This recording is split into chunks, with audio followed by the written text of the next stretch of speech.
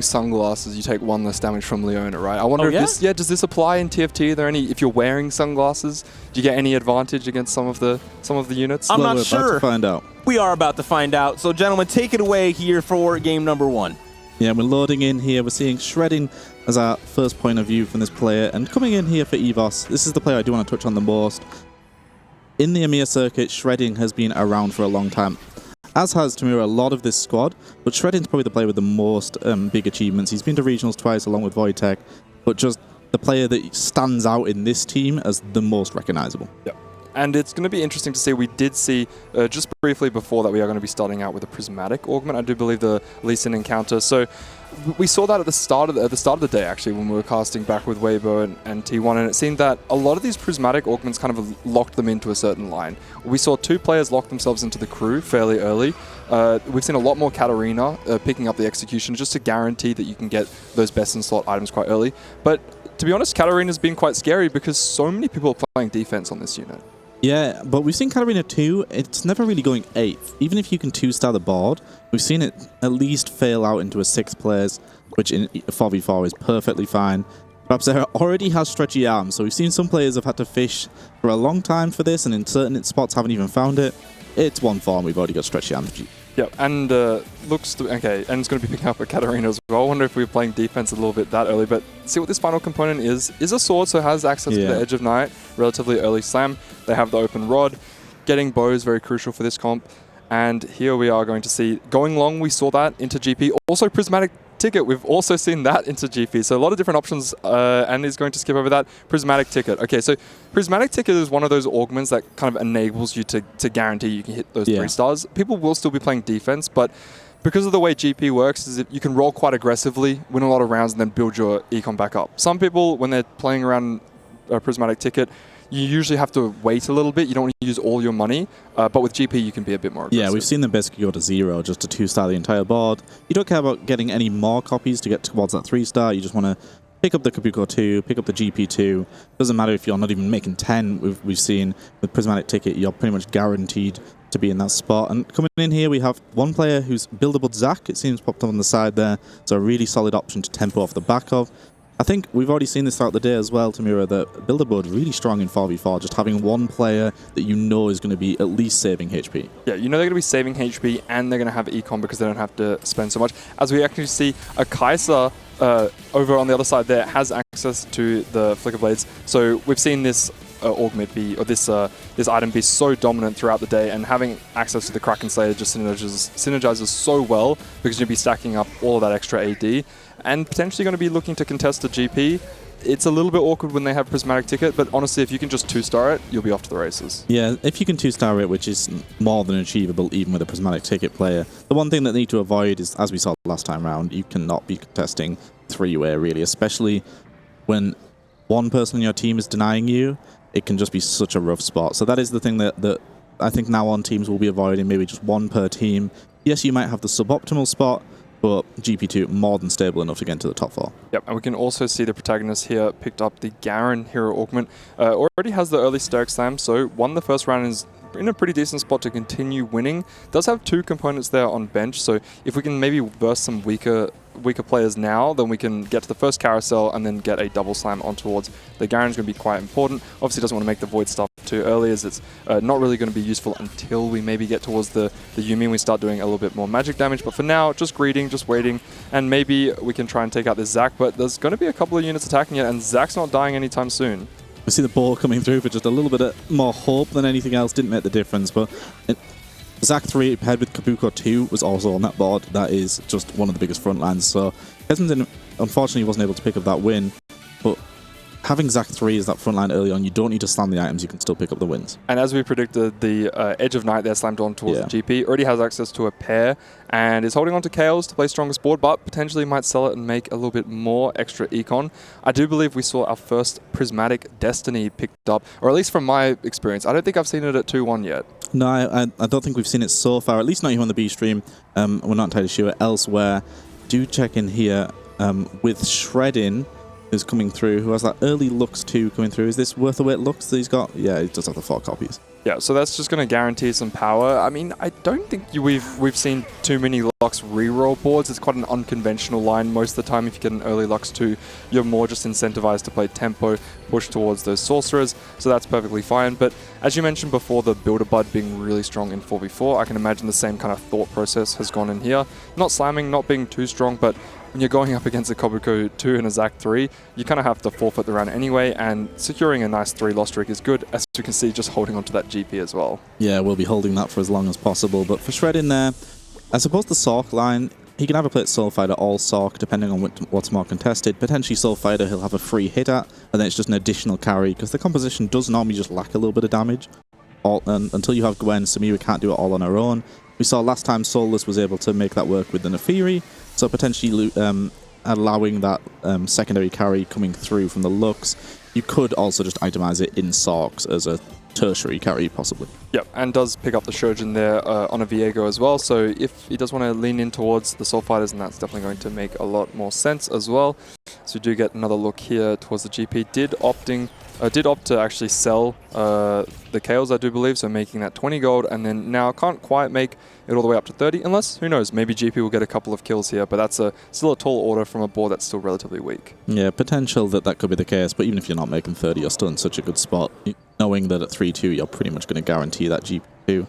Kesman here, though, we saw this earlier in the day. It was quite strong early on, the Garen Hero augment. We saw it do well throughout Stage 3, but then really fall off a cliff, especially in these Prismatic lobbies in Stage 4, so we'll have to keep an eye on if that is able to keep up.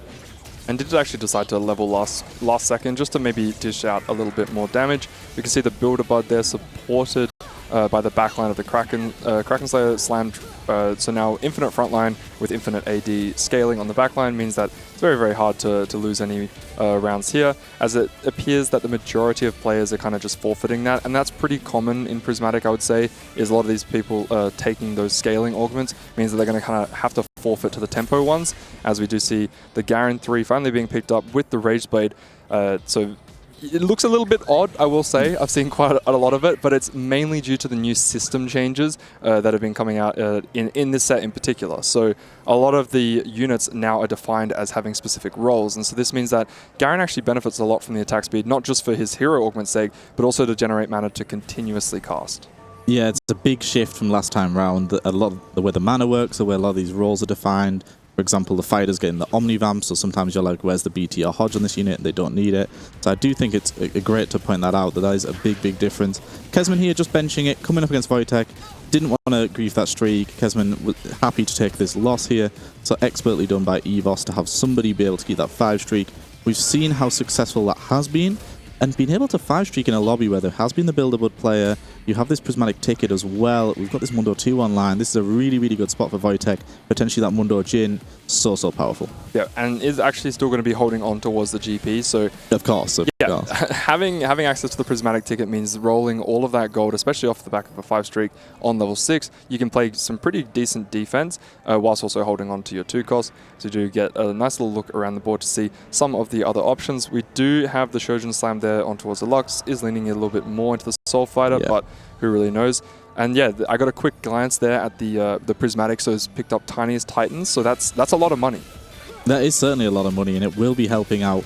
And also Tiniest Titan as well, just extra lives to work with. HP is even more of a resource in 4v4 because you want to be able to give those rounds potentially to your teammate. So Tiniest Titan, another augment that potentially even has added value.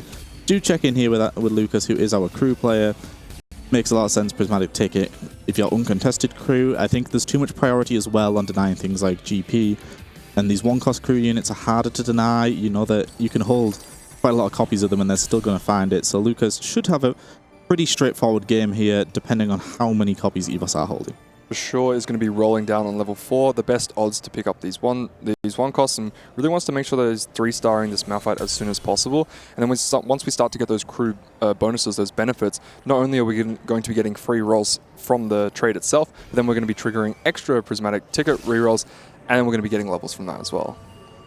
Yeah, we see players actually rolling a little bit more than they might normally. With it being 4v4, you just want to hit as quickly as possible. You know that there's going to be so many people playing defense. Shred in here, the Lux 3 has arrived, but just has nothing else to pair with it. And I suppose the real advantage to Worth the Wait is it can save you HP. You hit this 3-star, and then in stage 3, you'll be able to pick up a few wins. But Shredding looks like he's going to be blue streak soul fighter off the back of Lux 3. The one player on the roster so far that you're looking at and thinking that's not the best spot to be in. And one thing that's a little bit scary to note for the players worried about this GP3 that is usually kind of hard to get, but playing off of Prismatic tickets is quite easy, is that when you hit a Lux 3, that takes a lot of the 2 costs out of the pool. Another player is playing towards the Mundo Jin, so many 2 costs are going to be out of the pool. So it's going to be a game full of 2 cost 3 stars. Yeah, it does make it even easier, as you said, for the GP player, and that's not what they want to see.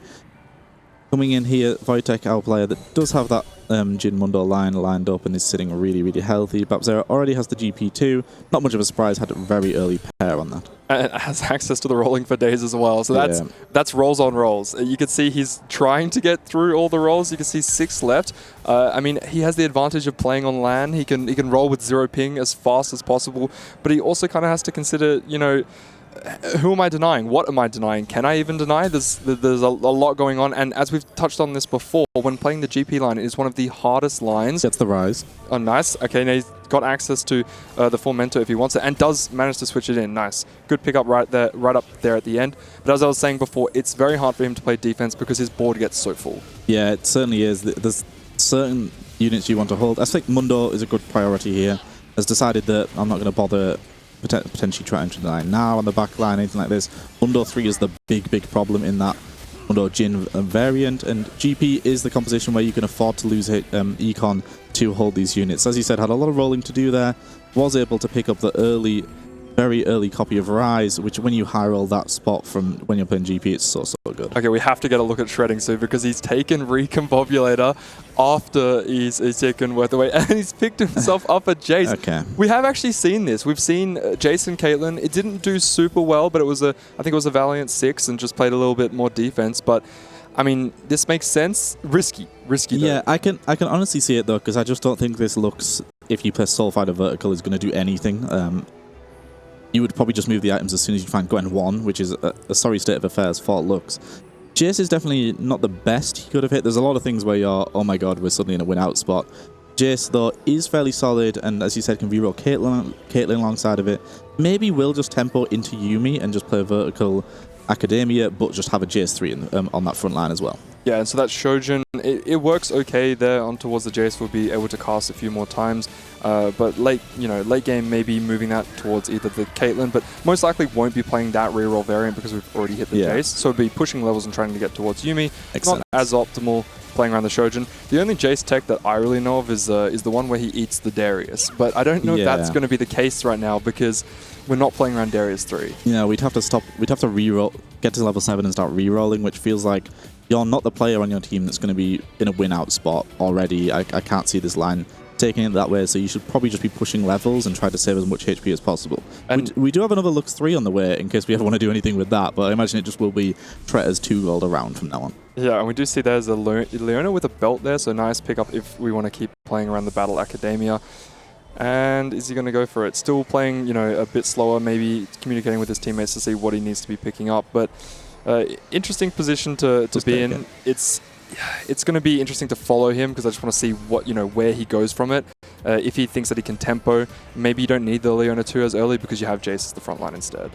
Yeah, it should help him stabilize that front line a little bit. So as long as you can get the Yuumi behind, because Jace I don't think does an awful lot of damage. We will have a Sterax and can start building other items on top of it, but I still think he'll probably prioritize Yuumi items even with having Jace 3, and Jace 3 will just be a little bit extra meat on top of what has been a fairly solid board anyway. We've seen Prodigy be able to do okay. A little bit awkward though for Kesman though, because he's going to be griefing the Garen player. So they did have different lines at first. I'm going to play Lux. I'm going to play Garen. Yeah, Happy days. Forced on his line. Yeah. I've been forced to take I've been enticed to take Recombobulator, and I'm sorry, but this is now the path that I've taken, and this is where I have to go.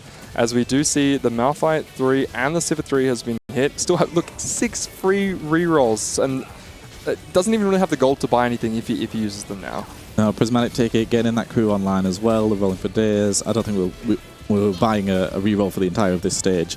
Maybe not for the rest of the game because he can bank these and keep scaling this up. He's got enough at the time being that way he can start to econ up. So Lucas should be in a solid spot. We know how reliable crew is. Should be one of the players that is not really at risk of potentially going in those bottom 2 places now. It should be more than stable and more than reliable. Yeah, and I didn't even see that. It has the Shen 3 as well, so has so much of that online, just really needs to start getting that money up, and then we'll be able to buy the rest of them. But we're making Janna 3 as well. Yeah, okay, we'll go for everything. Why not? I mean, the thing is, you're going to have to use these rolls eventually. You might as well go for all of these extra outs. And the thing is, once you have that Malphite that just doesn't die, if you have a Janna 3, even if it doesn't have that many items on it, it's going to be doing a lot to help support that.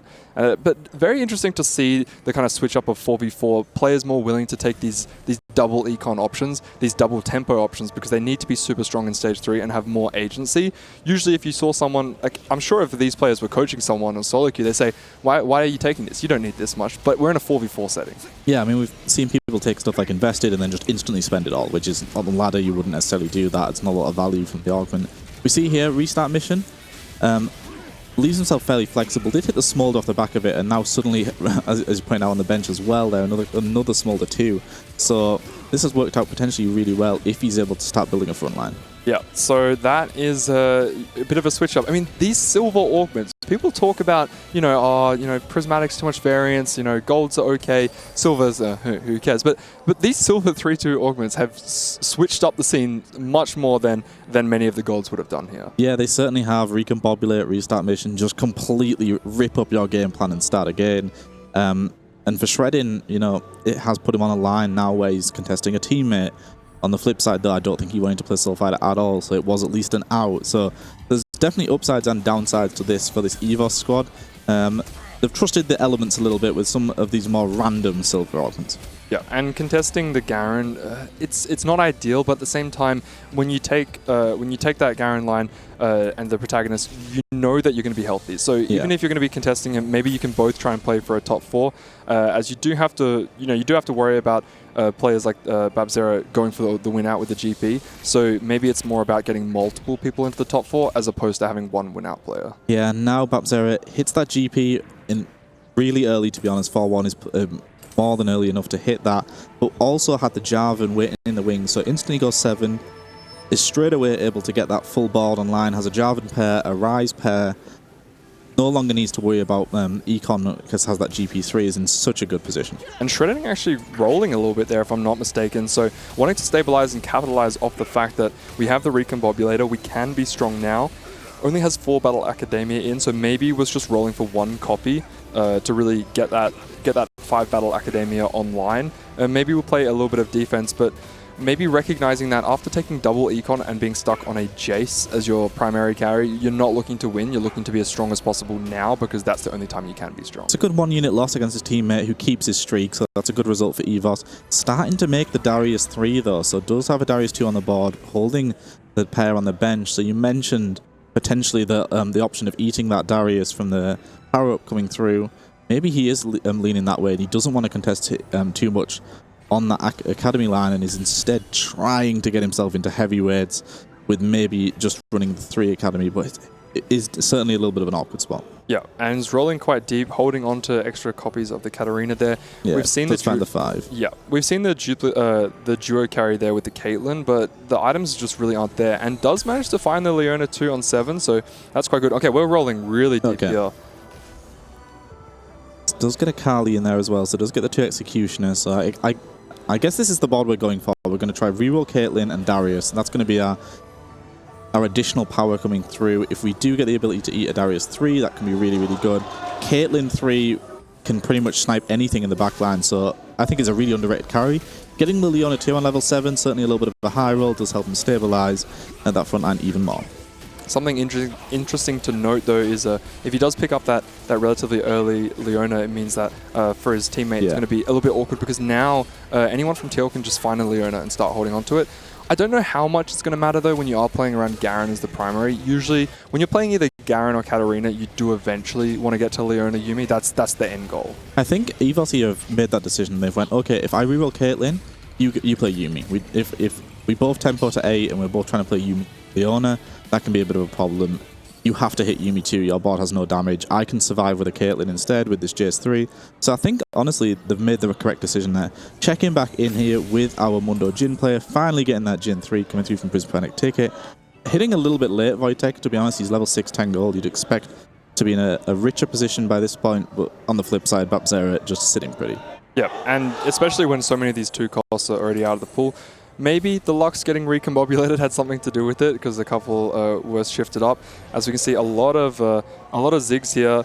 We had so many extra rolls to work with, but you can. That's where the Jins are as well. Yep, playing defense. Potentially could be playing it as well as the sniper there, but yeah, just making it difficult for. And yeah, we are going to of course sell them because the Jin 3 was hit on this turn as well. Yeah, of course. Does make sense in 4v4 to be holding those. Did give himself the potential as well if he did hit them. But we see here Crew not really able to contest with this Mundo Jin line now that it is online. Mundo is just so unkillable. On the flip side, Wojtek was holding so many copies of Kabuko. Just the denial everywhere from these players. Yep, as we do see not only a Spatula but also a Twisted Fate. Don't believe that the Zyra is going to be as high priority. We didn't see too many people who could really go into Crystal Gambit from this position. So not going to be as high of a priority, but who knows, maybe the tier will be picked up by some of these AP-orientated players. As we can see there, Aki's just got so much speed and can really pick whatever he wants, but ends up settling for a belt. It's a bit of an awkward position because if you don't get to play from a Crystal Gambit opener, the advantage of the extra HP it's okay, but if it weren't off the back of the Prismatic Destiny, I wouldn't like the pickup as much. Yeah, I think ultimately maybe viewing it as I can give my teammate another life, potentially I can trade HP in that regard. So it does have a little bit more value, but like you've said, certainly not the best use of it. Checking in here with our Smolder Reroller, who was just forced into Smolder Reroll, just restarted mission, and okay, that's what I'm playing. The problem for VCLF here, though, the front line is so contested. There's so many people playing Juggernauts. You're never going to find Udia 2. Set 2 is hard to find. There's a Mundo Reroller in the lobby. So was the player that picked up this copy of Zyra, which makes sense because Zyra is one of those units that when you have a random spot in the backline, like Smolder often does, is a great addition. So that makes a lot of sense, but needs to find this Smolder 3 quickly and really needs to start upgrading some of these units. Doesn't even have Vi 2, doesn't even have Nefiri 2. This front line just has no sustainability. It does have access to the bestest boy though, so that's going to be quite good because got the Smolder online relatively late, so getting those extra levels is very, very crucial. And actually opted into pushing all the way to level 8 to be as strong as possible now, playing a little bit of defense there with some of the rolls, holding on to those extra units, potential outs to play for a duo carry, holding on towards the Volley Bear as well.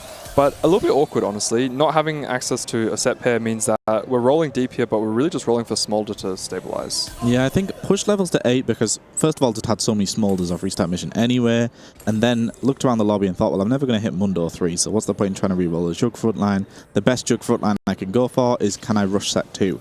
Unfortunately, though, like you said, doesn't have the pair, so is in a little bit of an awkward position. But a player who has really been struggling, Lucas here, I thought the crew board would be stabilizing, but is still level 6 and has stayed 6 to dig for this Zig. So does have a copy of TF, but doesn't have any of those strategist units in, is still level 6 the whole time. And the only damage we have on this board really is this Janna, and that's not going to be able to do enough. Yeah, and taking the double econ from the first and the second augment meant that even if we did hit, which we kind of did, we don't really have much to play around. And speaking of double augments, we also have protagonists into reinforcement, contesting their own teammate, playing around, you know, oh, I can't hit Leona 2 this game, they're all gone. Who cares? I got reinforcement, hits the Leona 2 off of that, and then just only needs one copy of Yuumi, and one copy of Yuumi is enough because we're playing around Garen primary. Yeah, it worked out. As you said, the Leona 2 hit by your teammate. Yuumi's completely uncontested, no one's denying that, but reinforcement, even more value there. We do check in there briefly with Wojtek, who has stabilized quite a bit. BCLF here, Volibear 2 is potentially now a little bit extra damage, a little bit extra stall. Needs to find that Smolder pretty quickly though. Yep, as we see a few of the other options here. 7 Mighty Mech. In towards a is that a Yone 2 as well? That's something. A PBE comp. Yeah, that's something I haven't seen since first patch. Yeah. Shredden has managed to get a lot nicer items there on towards the Jace. We did see a lot of Shojin and kind of random items thrown onto him.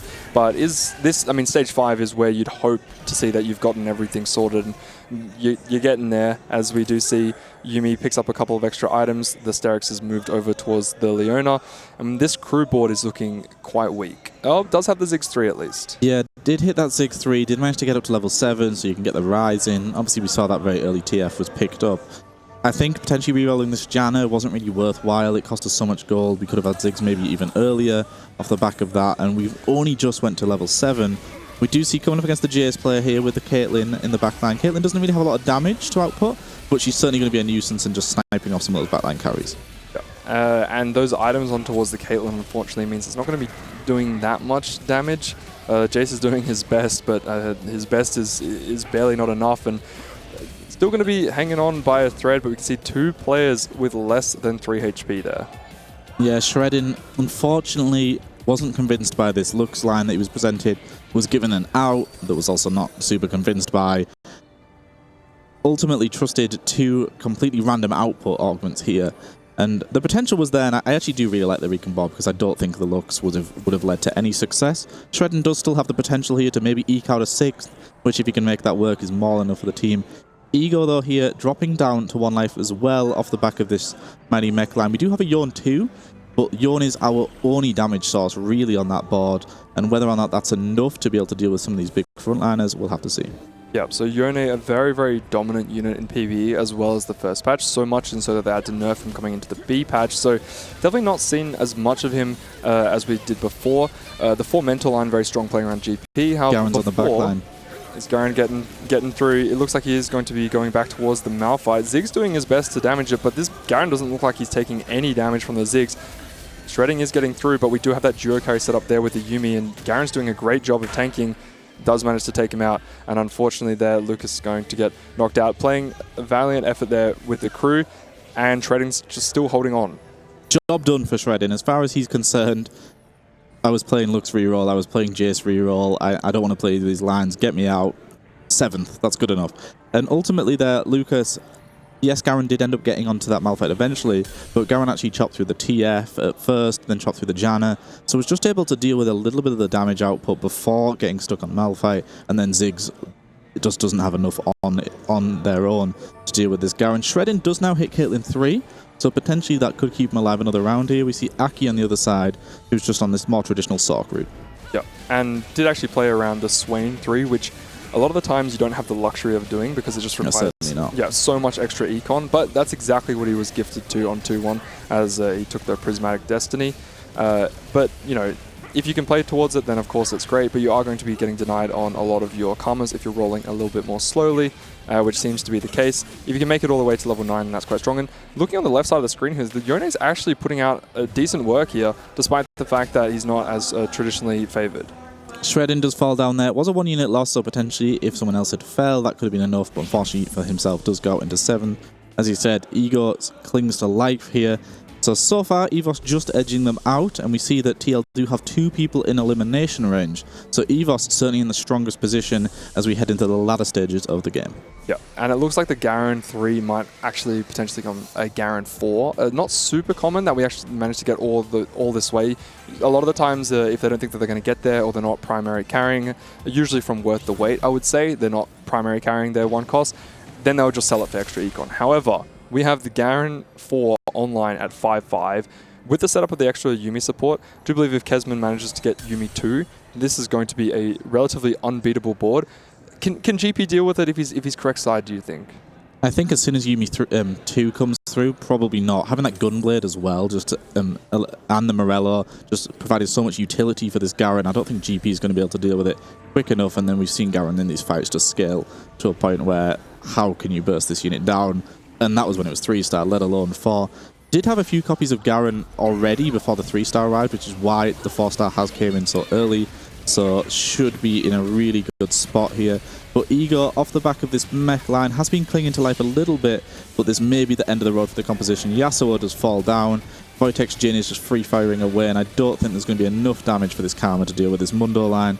And unfortunately for Ego, he will be falling down here, as will VC LF, and we can hear that reaction from the Polish squad. That does mean that's game 1 of this series for EVOS. Yeah, so the double kill there as Ego and VCLF going out and just separated by just 2 HP with them, but it doesn't matter. Unfortunately, both knocked out into the bottom 4. So 3 TL players getting knocked out into the bottom 4, and we can hear it behind us. They're very, very happy that that is the case, and bit of a wild one this game. I say a lot was going on, a lot less traditional and a bit more chaotic. Yeah, we've had players that have just been on super unconventional lines. I mean, shredding stands out, but we've seen the Garen Hero augment not have anywhere near this much success in the other games today. We've still seen our GP and Sorks players do fairly well, and having Aki on that Sork line, you know they're never going to be falling behind too much. Did take that tiniest Titan, and ultimately it did just mean that even though he's fairly weak, he's sitting on Karma 1, he's just been able to stay alive and gain placements that way.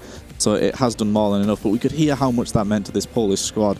And it's been the day of underdogs so far, Tamura, and there's something about that side of the stage, because every series so far, it's working out. Yeah, just keep staying there, guys. Maybe, you know, tomorrow when the teams come in, if they're playing on the same stage, you gotta move your chair. That's no, I'm sitting here. Just start putting all of our mascots and things on the other side of the stage, and you know, even if the names are backwards, say production crew, can we maybe shuffle it around a little bit? We'd like to be on this side. But yeah, I mean, we did get to see a little bit there, right there at the end. The Smolder 3 didn't actually come online. So despite the fact that we saw the Flicker Blades on 2-1, we go, okay, this is great. There's a lot they can do with it. They can even just play GP2 and tempo, and they'll probably be in a great spot. After taking the restart mission, made me think, okay, maybe we're just going to tempo in towards an Ash line. We'll get a lot of extra econ and also have a strong board, because we don't have to keep rolling on stage 3 too.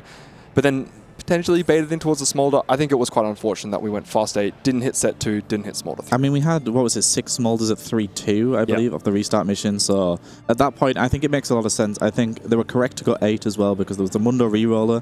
So if you're wanting to play Smolder with Jug frontline, maybe could have went for Protectors instead, because it completely uncontested. There's no Cassantes out in this lobby, so that could have been more viable. And I think was correct to go at least for maybe I can get Set as my frontliner here. There's no way I reroll the lower cost Jugs. But I think, yeah, maybe just stay 7, hit the Smolder, and then maybe something like Protector frontline was the way to go. But you can see exactly why he lent into that. When you get presented that many copies of Smolder, it is very tempting.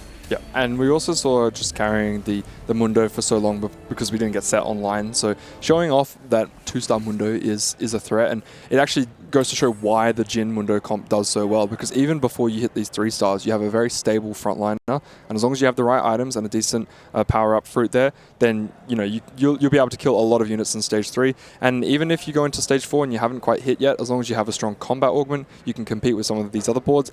But we have definitely seen these players favor taking the double econ augments, because they'd rather hit and have agency early than be strong and try and play for a win out. Yeah, it's certainly the case, and especially as soon as you have someone like Babzera in the lobby who Prismatic take it very early GP, that's potentially our lobby winner. And I know in this instance Kesman does have that Garen 4, so it could be different, but I think EVOS realized, okay, the rest of this TL squad, their spots are nowhere near as good. Babzera, we can't do anything about this. That GP's just online far too early. And we're seeing here, Garen's got a lot of work to do. He's going to have to go through the entire team on his own. And I think the long walk that would be needed towards GP, if he did even set off on that route, he wouldn't be able to make it over there. And Babzera is probably going to be winning this game out, but EVOS have took home this win in the first game. And TL, a lot was expected of this squad coming in, and they're going to have to bounce back in these next 2 games. I wonder what their strategy thinking is, because they have a decent amount of time to rethink their mistakes, what went wrong, what they could have done differently. As they had a condition for a win out. They had the player that can play for first, so it really was just up to those players in the midfield. What could I have done to try and get 1 or 2 extra placements against a team that was taking a decent amount of risks? Maybe we could have done something a little bit more stable. Maybe we needed to take more risks as well. Only time will tell as to what they're going to be doing in the next game. Yeah, I mean, ultimately, this EVOS squad, Shredding took just complete gambles the entire game, and low rolled both times, I would say, and comparatively to what he could have hit off the back of those. So I think Shredding, for example, squeezing out a 7th place, really important for them. TL, maybe you can think we should have probably been able to finish ahead of a player that was just had no real clear line and was just kind of making it up whatever was presented. We see this Garen here. It's strong. It can nearly deal with this board. However, GP, just too much of a nuisance. And there's going to be a few more rounds, a little bit of a semi-victory lap here for EVOS in just slowly losing out to the one remaining player of TL.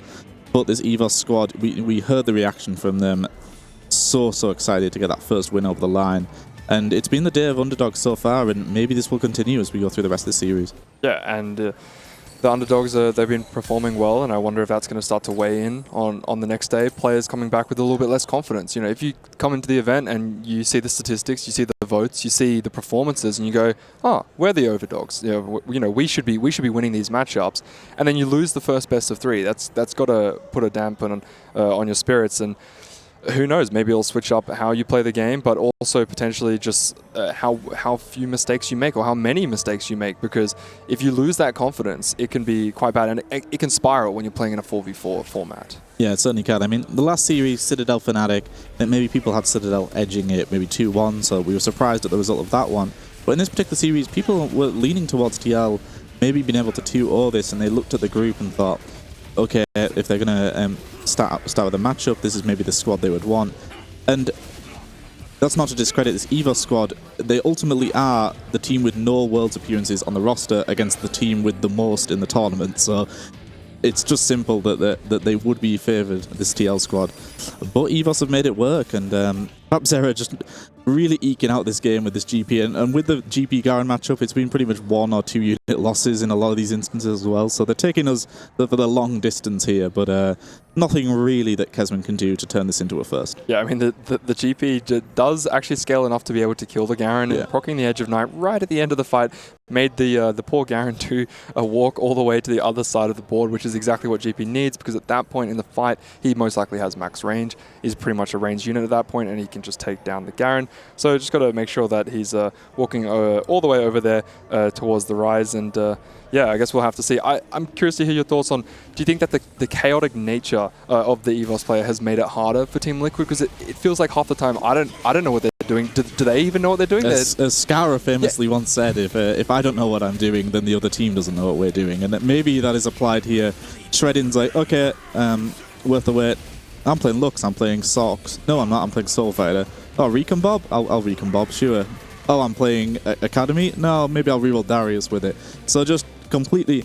And it maybe does mess with the other team, because you're like, oh, should we be holding Yuumi here? Oh, he's rerolling Darius. Let's buy a Darius. And it maybe just messes up the comms a little bit. So as you pointed out, Tamira, just the uncertainty of having at least one player in the lobby that you don't know where they're going allowed the freedom for the rest of the EVOS squad to have a little bit more of a free hit at their lines. Yeah, and the chaotic nature amplified by the fact that they were playing off of the Prismatic opener. Maybe the strategy will work a little bit less than the Silvers. Of course, as I say that, most of the chaos was caused by the Silvers at 3-2. Yeah, in this particular lobby, the Silvers basically acted as Prismatics almost in how much variance they threw into play. Yeah, so I'd love to see something like a Wandering Trainer, throw more chaos into it, and see if EVOS, maybe they just thrive in the chaos. Yeah, maybe they do, and maybe if it's just a straightforward game where you have one person on Sox from each team, one person on GP from each team, maybe they wouldn't have the necessarily the highest cap to be able to match up against some of these TL players, but when they're on these completely unique lines, they've really made it work. Kesman's went to 10 here. See if there's anything he can do. He's getting an additional item through. I don't think there's going to be much that can be done here. We see Lee Sin 2 being added to the board for Babzera as well. So one final showdown here. They've took us the distance. They certainly have. This game's been wrapped. This first game of the last series of the day has been wrapped up for a stage and a half, I believe. So we've been seeing Babzera's long victory lap here, but for the EVOS squad, plenty of time to reflect on what was a great game one. Yeah, and so far from some of the underdogs we've already seen, they play a very good defense. I'd say with VP, they had a lot of players who had strong showings, and then towards the end of the game, this looks better. We're already there, but he'll need to do it again. So we're going as long as possible. We've had CLE back here waiting for this game to end. He turned up here a while ago thinking we were wrapping this one up, but unfortunately, we're going even further in this game, and the positioning was good there. We've got the IE coming through on top of the Garen there. Realize the healing doesn't necessarily matter. He just needs to one-shot these units. Has the healing ops to make up for that. Garen's tanky enough anyway. Will he be able to... He needs to do this twice more. Yeah, and you can see on the other side there, the Braum has access to the Hodge, so that might play a crucial role in, you know, how good are these items? Can Braum get better or worse items? Will that change it? We'll see the Garen here on towards the side of the Koboko, so we'll get stunned for a little bit. 2 Edge of Knights, one on GP, one on Yasuo. GP on the exact opposite side is getting tossed around there by the Braum, so he's getting disrupted and losing quite a lot of DPS. Is going to get picked up one more time and thrown away. And actually thrown off. So finally dealing with that menace of the GP, the Garen for 4-star now has no competition and is able to take him out. We still have one more. We're going the full distance. Braum there was that we know that Braum can do this. We talked about more chaos needed in this lobby. Braum on the far side there, straight onto GP. Yoinking GP off the board pretty quickly there, and we're going even further in this one. Garen wasn't the hero we needed that time. It was actually this Braum unit. Now we are finally getting to the end of this game. We saw last time round, perhaps with the arms crossed going into the round, he was like, okay, let's just see if we can manage to get this GP alive. A little bit safer now, not on the full outside. Shuffling it around, maybe even stepping it back one just to keep it a little bit safer against Braum. And will this be enough? You can see Kesman's face. He's enjoying this. He's enjoying the battle of trying to get this first place. He wants this victory. Yeah, we can see GP is going to be on the same side as the Garen. So will GP be able to, get enough through him? Because he's not going to be in range to deal with the others. But as Garen going back, he has gone back and he takes it down. And Kesman, the miracle performance. EVOS had this win wrapped up 2 stages ago, but Kesman said, no, Babzer, you're not picking up this first. This is EVOS's game to win, and actually takes down the GP player to pick up the lobby win. Kesman, you can see how happy he is there. That's got to feel even extra for good. And you guys were talking about how the edge may have been chaos, and that end of game very much was that. I turned around a little bit to look at teams, and the team from EVOS, the Polish boys, are having so much fun. Where Team Liquid was like, seriously? We're going to keep going. Yeah, we're going to keep going. We're going to keep working this out, and that's what we did. And then they got the win on top of that. So fantastic showing by them. Clearly, the crowns don't matter. Yeah, it certainly doesn't seem to be the case in this particular game, because EVOS, pretty convincing in the end. They had that wrapped up early on.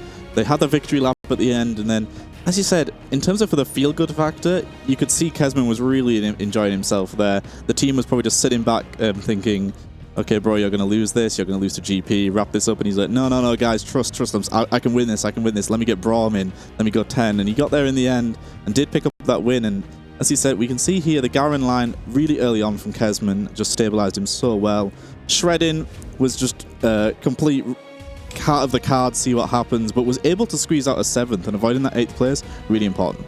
Very, very crucial. A lot of great TFT played here. VCLF tried to join in with the chaos there as well with the restart mission, but unfortunately just didn't really go his way. Managed to get to level 8 and actually had a lot of gold to work with, but unfortunately didn't manage to find those 3 stars. And Smolder is a comp that definitely can win out, especially playing off the back of the bestest boy and then getting to level 30 naturally after the case. Then you can switch up your power fruit and then make a board which can definitely win a lobby.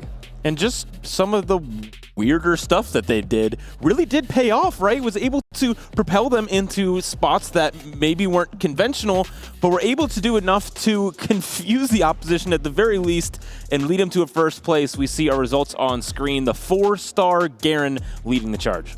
Yeah, and that's certainly the case. I mean, the 4-star Garen was the star man here, but Wojtek on that standard Jin Mundo line, fairly regular, but everything else, as you said, 4-star Garen we haven't seen do too much success today. Earlier when Garen was picked up, Aki was on this Sork line, just re-rolled. Swain didn't have much damage but had enough stall to eke out a 4th for himself. So yeah, as you've said, and then Shredding's just complete carnage game. So ultimately the EVOS squad, they were just a little bit more unconventional. The first Destiny augment that we've seen picked up, so Aki taking the Prismatic Destinies, that's a lot of extra econ, and then playing around the tiniest Titans as well, so not his choice, but was flexible enough to use that. And even if we're not playing some super cash out, in previous sets we've had traits like Fortune, where if you get that augment, you kind of have to play it. You can tech in 3 Crystal Gambit and get a little bit of a boost, but honestly, he had that much money that he didn't really need to play a win-out trait. He could just play defense, he can just push levels, and getting to level 9, as you said, off the back of the Swain 3, it's enough. It's not going to win you the game, especially when you're going up against a 4-star Garen, a 3-star GP, but it's good enough to secure a top 4. And in game 1, we're seeing a trend continue, right? A lot of the favorites are faulting. They are losing some of these games that they're maybe not supposed to, but maybe EVOS can prove to us that you don't need crowns to contend.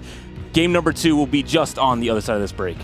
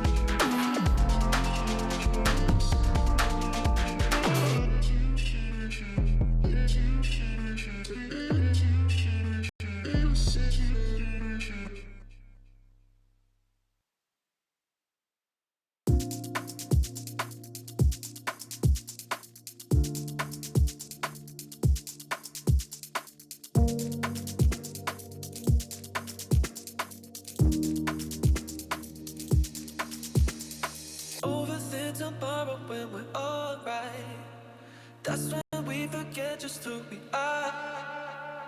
Make us come together and it's alright. That's when you remember who you are.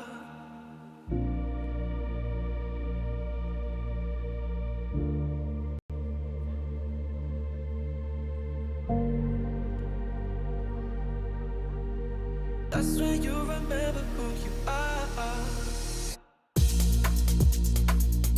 Who you are. Who you are.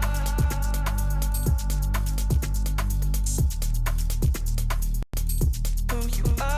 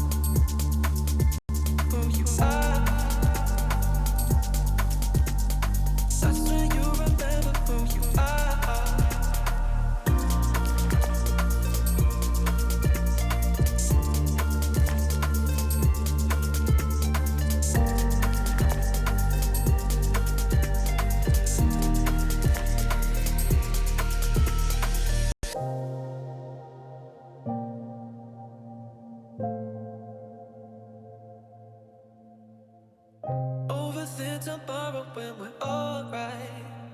That's when we forget just who we are. Make us come together and it's alright. That's when you remember who you are. That's when you remember who you are. Who you are. Who you are. That's when you remember who you are. Who you are.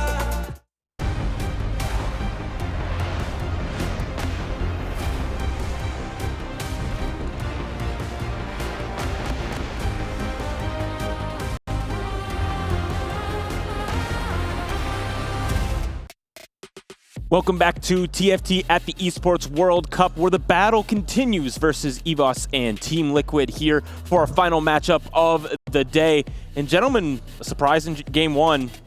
Now what's on the stakes for game two? Well, so far throughout the day, I've pretty much got my predictions wrong in who I thought was going to win these series. And despite the Amir Pride and Polska Gorum, they're going to do this, I really thought TL was the favourite in this matchup. But this EVOS squad, Tamura, they looked good. Yeah, a lot of chaos, as we put it. We're taking some very, not want to say suboptimal, but interesting lines. Definitely unconventional. Unique. Yes, Yeah. unique and unconventional. Things that were kind of throwing TL off their game potentially. We've seen in 4v4 a lot of players are playing defense. They're playing strong standard lines, taking a lot of econ, and they're rolling to deny. But when you do things so crazy as they've done it, it makes it hard to track, makes it hard to follow.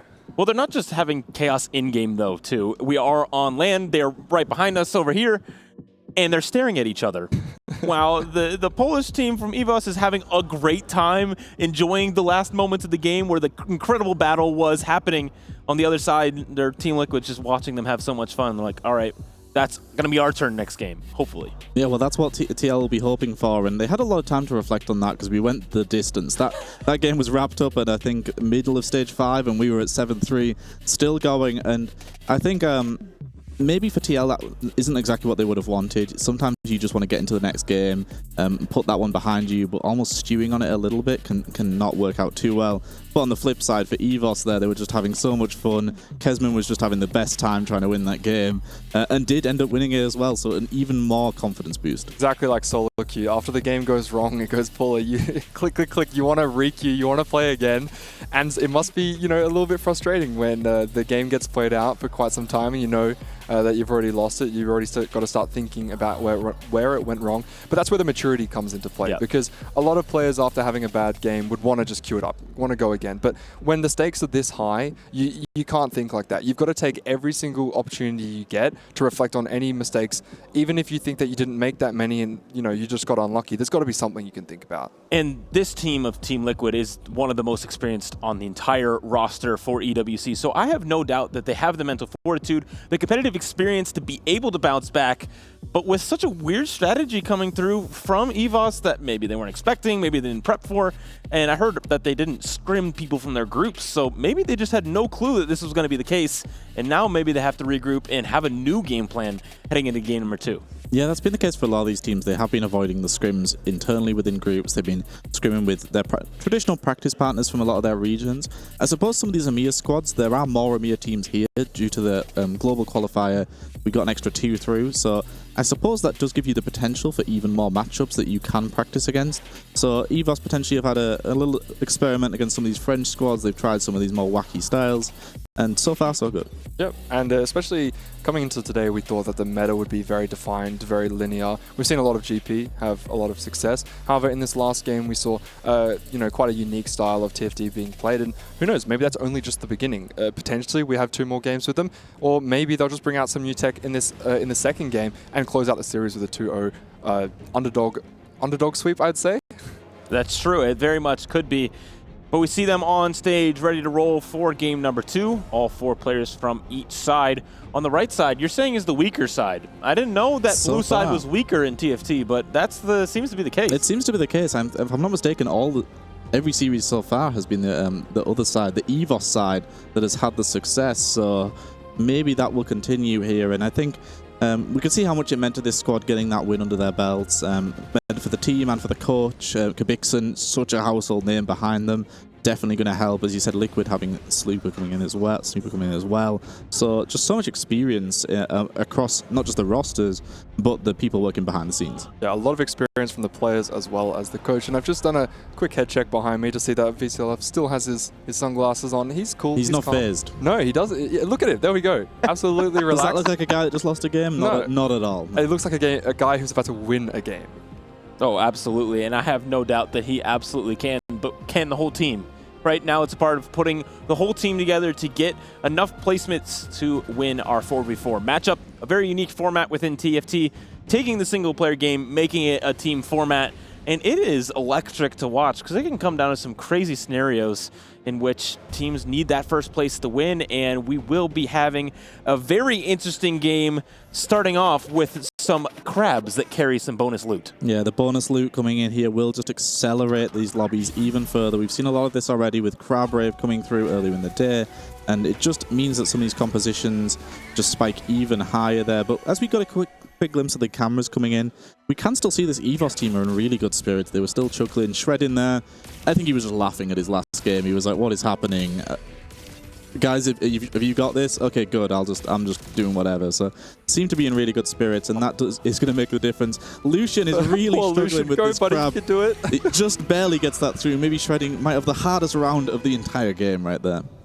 Oh, it's just sad to see, because usually he's pretty clean, I would say. There's a few units who kind of miss and whiff their abilities, as we do see a GP already being picked up here for Lucas, so maybe this is a sign of better things to come.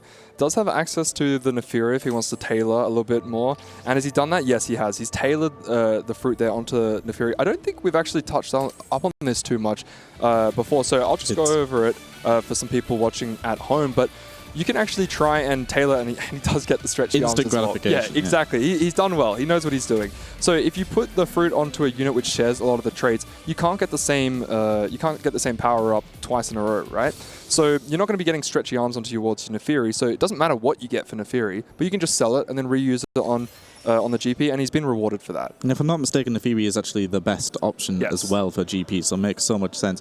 I think the reason we haven't seen too much of it today is because It would maybe be more relevant in these compositions where you're pushing to level 8 and then you're switching your carries and then you need to find the best power up. But people are just GP at 2-1 and then, okay, Midas Touch will do, or this, or Hemorrhage will do, or whatever you pick up. Just something to able to stabilize you for a little bit. So I do think we haven't seen it as much because it's reroll heavy. Yeah, and important to note is that although it's a new set mechanic, it's the same kind of theory when it comes to items. Of course, newer players will follow guides and they'll look to see, you know, what's best in slot. What are the best items for the comp that I want to play? However, the players at this level, they can't afford to be that greedy. They need to slam the items and be as strong as possible for the immediate sense. And they're doing the exact same thing there with the fruits. As you said, you know, just accepting what's good enough and sometimes even deciding which one is better for right now, even if it might be a little bit worse later on, because they know they can always switch it, especially if they're playing into a fast 8 line. Yeah, and we thought maybe the potential of people taking the power-offs off, using it the way it's magnetic has been used in 4v4, could be seen in this particular competition. So far, not so much, but I definitely think that will creep up as a tech. It's just a bit difficult, isn't it? Yeah, especially if you have one of your best, you're just not going to give up. It's better to bench the unit. You don't want to switch it. You can cheese it at the start of the round, so if you remove it and then you put it on start of the round, the only time it gets a little bit tricky is when you get certain augments like, for example, J4 starting with full mana. If you're a little bit too slow with that and you try and cheese that, put it at the start of the round, you don't actually get the same bonus. But some of these other stacking ones that you can use in the middle of the round are perfectly fine. As we do see, as that hefty rolls being picked up, so benefit of playing in the Scuttle Puddle, so getting all of that extra econ means that you can actually get a lot more value out of augments like this. Yeah, I do think it's dazzling on the other side as well for the Sork player, so just clear direction. I'll be playing Karma. I imagine the TL squad would have been talking amongst themselves over who has the best potential line for that, and if you have the early Lucian that you can 2-star, of course that is a great option. So early on, a lot of players they know their lines, they get committed pretty early in this particular meta, and it's kind of the case with some of these Sork and GP lines. You need to know very early on which player has the best spot for it. Yep, and we see an early Lulu being picked up here by Shredding, so not discouraged by the previous Smolder that didn't do so well off the back of the restart mission. Has the fully adapted Mundo at the front line. That is going to be quite good. Not necessarily if you're playing towards the Juggernaut line, but you know, if you have access to the Smolder pair, maybe we can push levels and then try and pivot into Protectors. I imagine this would be quite good on towards the Nico. She has quite good scaling. Yeah, certainly is the case. As you've said, just a generally safe item in the early game. As long as you have some kind of tank, you can slam that on top of. That's where the most use comes through. As you said, Nico would be a great option. And having the early Smolder, we touched on potentially protecting Smolder last game, not being used. The one thing, though, the Sunfire coming through, if you were fully committed to Smolder, maybe that wouldn't be the case. Could still be, though, if you end up getting a lot of copies and then you just have an extra Sunfire, it's not the worst case scenario. Yeah, I wonder if it's more of just the tempo. Yeah. Just, you know, trying to get a little bit more damage, having it's still a decently solid frontline item, and as you mentioned, could just have an extra Sunfire later, maybe splitting it up, so Smolder on the right side applying the anti-heal, and then maybe a Sunfire on a support unit further towards the side. So we'll have to just wait and see, but having access to extra Smolders with the extra econ is quite good, as we do see Pandora's items to secure the best in slot there for the GP. Edge of Night obviously being a high priority because you want him to keep ramping and you need him to stay alive. Yeah, Rageblade already, Edge of Night off the back of the Pandoras, as you've said. Half a Kraken, if he does want to keep that cloak, could potentially roll it until he, if he thinks it's easier for him to get a cloak off the carousel. So already in a really good spot. BCLF here, coming in, 20 gold, strong board. This now is going to be dealing a lot of damage here. Coming against Shredding, who is one of the other two players on 100 HP. And VCLF here making pretty short work of this. And it does mean that TL look like they will have the much stronger early game, at least having players setting the tempo. Yeah, it's definitely got to feel a lot better, especially when they can lock themselves into lines such as the Sorcerer. You know, coming off the back of such a crazy and chaotic game, maybe you want to go back to your roots and stick to stuff that you're comfortable with, because then you can start to worry about what is it that EVOS are up to. What can we do to slow them down? Because we already know what we're doing, so it's going to be about playing defense. But do they know what they're doing? Maybe not. How can you deny them if it's completely up for grabs? But there are a lot of compositions that very early on you know that what they're committed to. The likes of GP, the likes of Sorks are just things we're going to see every single game. Did see an early Viego there was being held on one of the boards. Something we haven't seen anything of at all today was Duelist. I don't think it's going to be the case in this one either. But there are a few different variations. as we see, probably what we're coming through with that mentor augment. Yeah, as managed to pick up their Teachers Council, Yeah. I do believe. So that's quite good when you're playing around this line because you don't necessarily have to hit that early rise, which is crucial when you're playing around the 4 of the mentor, and picks up the Thrill Seeker. And we see Viego been a really good item holder for some of these lines. Usually wants to have a bit more mixed damage, primarily with the AP side, but we've even seen him hold on to Ashe items and do quite well. Yeah, and it does give him the potential as well of, with that Teacher's Council, yes, he maybe wants to lead into the full mentorship line, but he could still just, and if he gets a lot of copies of Viego, he already has that Edge of Night, he does have that potential out, and he can just keep adding mentors as he levels up. So definitely is something that we'll have to keep an eye on.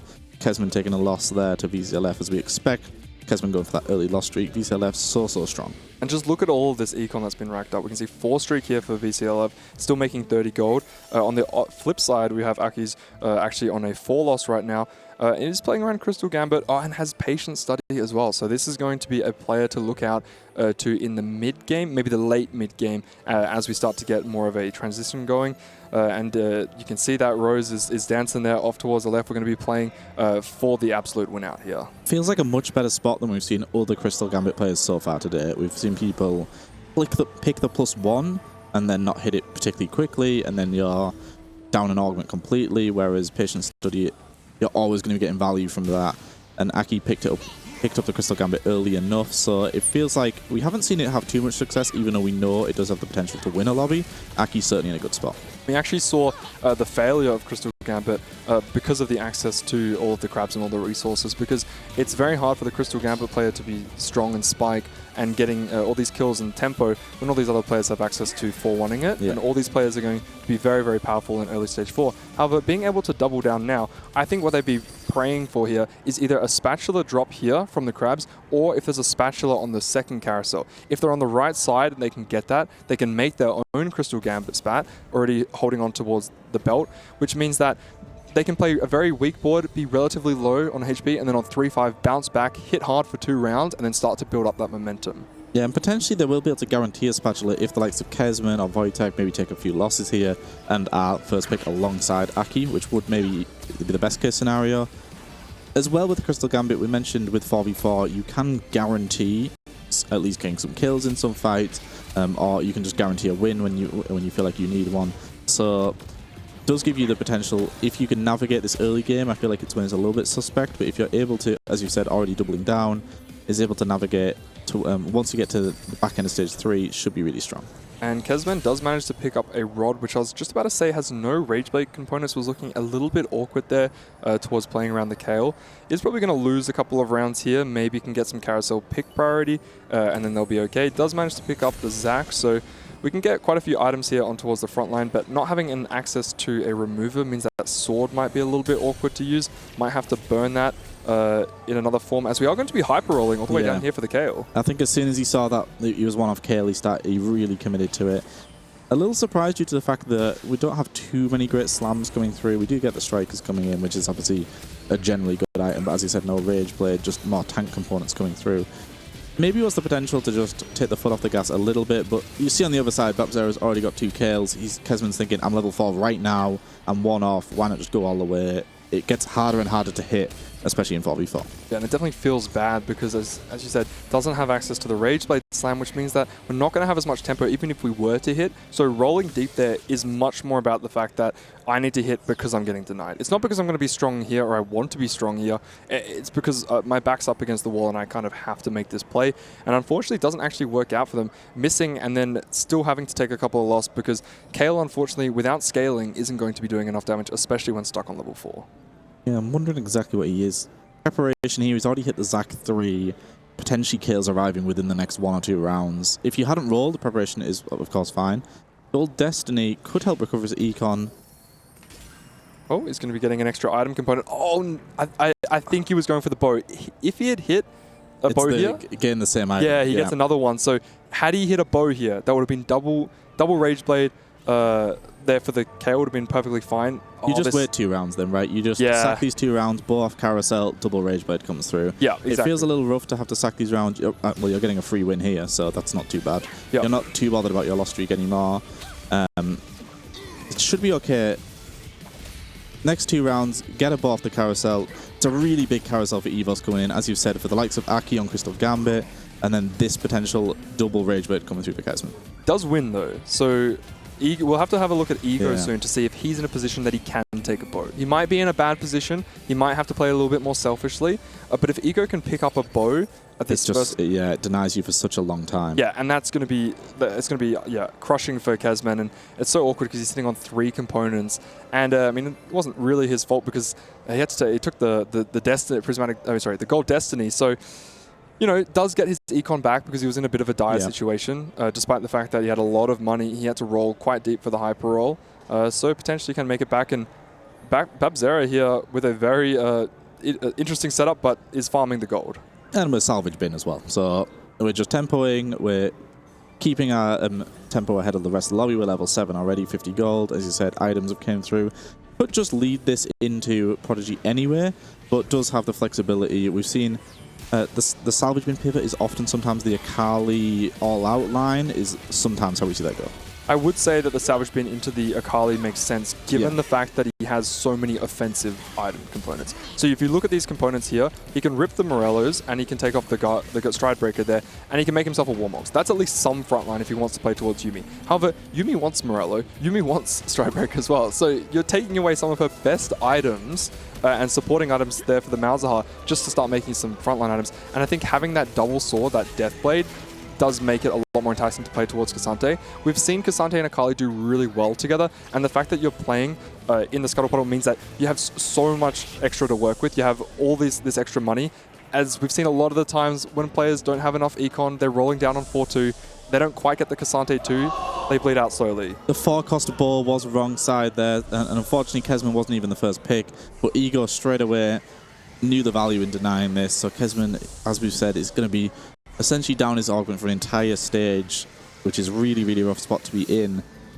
So Ego well recognized there from TL to know how much value denying this bow in particular is, and also on 4 gold, even extra value. And that's the kind of thing that you look out for with the teams that you say are the favorites to win. Yeah. They're an experienced team, they're paying close attention, and I can even slam anything now. Because if he slams a Gunblade, you have 2. You have 2 Gunblades. So awkward. I mean, at least you have a chance because he picked up another rod. So he can get the Rage Blade later. But when playing this KO line, usually you're just stacking front line. So the Gunblade's going to be going on to someone at the front line. That doesn't sound great. His component, if he had just something like a Warmogs, then you'd be like, okay, whatever, or Protector's Vow, just something you could slam that you're not too bothered about having multiple of. But he just has, his components are all offensive, really. Already has the Gargoyle adaptive as well, so yeah, unfortunately we'll just not be getting the value from this augment for the next 2 rounds at least. If the ball doesn't come through here, then we're in big trouble. I can actually hear a lot of loud excitement from some of the other games that are going on the other streams played next to us. It actually timed a little bit too well with the KO deny of the bow. I heard a lot of excitement from some of the players as that bow got picked up, which makes sense because honestly, it is that huge. It really is. Yeah, I think we got some overlap from other streams. I was like, the TL squad are really excited about this bow denial, but maybe a little blend coming together. Checking in with the TL player that is in the best spot by far, Lucas, picking up this early GP off the back of he's got so many copies, he's got best in slot. This is a really incredible position to be in, and at this point EVOS can try play denial, but we're so close to hitting already. That's insane. That's an insane amount of GPs. Doesn't have access to any dupes, but yes, it was interesting to see how EVOS played their first game. However, what it really comes down to... 2 came through for Aki. Okay, so Aki has something to work with there. We'll have to go look at Aki soon because he's only sitting on 26 HP and we still have one more round before... Oh, okay, that is the cash out. Yep. Okay, so is he taking quiet quitting because he wasn't going to play a board anyway? There's a lot to do here, but we are going up against a teammate. We don't want to win by too much, but we really can't afford to lose. Yeah, at least he's getting his teammate here, so potentially is able to make that work. Does have a copy of Gwen coming through as well, so really strong in the early game. Shredding can take a hit. Shredding is the highest HP in the lobby, so even though it's maybe a bigger loss than they would have liked, is still able to make it work. We'll stick with Aki for a little bit here because he's still got a lot to do. Hasn't popped his artifact yet that he's got coming through, and needs to figure out exactly what he does want to run on this board. I imagine we'll just be keeping it, leaning into this Sark line, trying to find this Karma. Yeah, and holding on to the Cassante as the front line is going to be denying the all-out player as well. Yeah. As we do, I mean, this is commonly seen when you play around the Sorcerer line. If you hit the Cassante early and you don't have access to the Swain 2, the Jarvan, then it makes sense because you're already playing that cannon, and so you can really build a board around it. It does hit the Rise 2. We've seen a lot of Rise 2s not do much in the board. They seem to always hit them. And then they don't have an item. Yeah, they don't have any items. They don't really fit the identity of the board. They're playing 6 Sorcerer. Maybe we'll get a Sorcerer +1. Then it'll make a lot more sense. You can see Aki actually holding on to his Ornn item there. Not only because he was versing his teammate, so he didn't really need it for the previous round, but also if you rip the Ornn item in the later stages, stage 4, you can't get the gold generating ones, which aren't beneficial this late into the game, especially when you've already hit your board and you have so much money to work with. You'd much rather get some of those other ones that you can play for a win out with. Yeah, if you pop that end of stage 3 neutrals, you get Collector as one of your options. It's just a complete misplay. So correct, just to wait there till 4-1. And as you've said, his front line's looking pretty good. He's got the Swain upgrade coming through and does have the copy of Gwen. Gwen right now has the Karma items. You look at those, it's perfect. Pest and Slot Karma. Doesn't yet have the Karma though. On the flip side though, we see Igor is also on this line. Also already has a Gwen. Augments are much, much better in terms of just so much raw combat power coming out of these, and does also have that Karma. Yeah, and doesn't need the JG, already has access to the Lotus and has 2 Stride Breakers there. He's going to be able to take out the GP there. The only thing that I would say is a little bit worrying for some of these players going down to low HP, playing for that win-out position is that they have to face the GP eventually. Sure, it's not 3-star now, but if we can get there, we've already seen that it can win out lots quite easily. And we see Aki here playing defense. He had the potential to buy another GP in the shot, but he's too low at this point. He does still have a pair, so he's doing his best, but he has to start focusing on his own game a little bit. Yeah, and Invested actually skipped here for Aki. We've seen Invested being picked up so that players can play defense. They can deny, they can roll their money. But maybe Aki's recognized, hey, you're taking the extra duplicator. Maybe I'm the win-out player. Maybe I need to not be playing defense. Maybe I need to be playing for strongest board. As Lucas does manage to find a Gwen on 7, so can play a little bit of defense there, but no, opts to selling it and holds onto the Karma, which arguably is more important to deny, because they're more likely to hit that. Well, for the time being, has to run it as well because does not have this copy of Rise. So we mentioned that, okay, we've upgraded the Rise 2 elsewhere, we're not even itemizing it. We're at least denying potential, has to run it as well because does not have this copy of Rise. So we mentioned that, okay, we've upgraded the Rise 2 elsewhere, we're not even itemizing it. We're at least denying potential Rise being hit. Rise is maybe the most important hold in the game right now because if you could deny Fermentor, it's massive. And we've got VCLF. I mean, who else is going to take forward thinking than a man in sunglasses, keeping his cool, sitting with 2-star Gnar, 2-star Mundo, and look how healthy he is. Luchador's circled as well, with it being 3rd, which is normally something you don't see picked up. They have a lot less value than the crowns, but this is going to be a big few turns here for VCLF, so Wojtek, good timing for the EVOS players, getting him before he's went 9, before he's rolled. I think potentially we'll sack 1 more, and then we'll go big on that level 9. Yeah, and if you can roll down all of his gold and get access to the Braum to start winning some rounds, he's going to be picking up those Poro fans, and then he's going to have effectively an extra life, maybe multiple extra lives coming off the back of that interaction. And if you have access to an early Braum in stage 4, by the time you make the distance, we've seen these games usually get decided around stage 5 just because it's a 4v4 format. But if it's a close game and we do go the distance we've seen all the way to stage 7, then Braum is going to be doing a lot for the board. That being said, we do need to still hit him. Yeah, and only the one copy of Volibear as well, which is ultimately what we're going to be prioritizing here. We picked up the Samira too, and making that into a Luchador makes a lot of sense. Compared nicely on the board is this Edgelord variant, so can make it work, but yeah, as of now, yet to find Braum, yet to find Volley. It's certainly a big risk, and when you take something like forward thinking, you want to be pivoting into a line where you're a win-out player, and is this Luchador line going to be that for VCLF? He'll have to find a Braum very, very soon. Does have access to the TF, so he can start to stack up the Rogue Captain benefits. Maybe that'll help out his team. He does have a lot of attack speed items. Was holding on to that Ashe pair as a potential out, just to hold on to some of those Gnar items. But ideally, yeah, you do want to be getting towards the TF too, as they can hold on to those AD items as well. We have seen a little bit of Samira, especially synergizing well with the Volibear, but unfortunately capping out that way at level 9 means Samira 2, yeah, sure, she's okay, and you're getting towards what, Yone 2? We've already seen Yone 2 and it did not do well. No, Did not do well. It was in a slightly different setup though, so if we are going for the edgelord version with Luchador on the Yone, maybe that can have a lot more success. So we'll have to see. Aki was able to pick up a win there, so has stabilized slightly, but Kesman, the player that was desperately looking for this Rage Blade, not even sure if he has found that yet. We'll have to check in. For his sake, I hope so, because if you're not using your Stage 2 augment for the entire game, unfortunately, had to pop it on the double JG. Does now have the Rage Blade coming through, so we'll be able to at least get one on top of Kale there, but this is so unfortunate.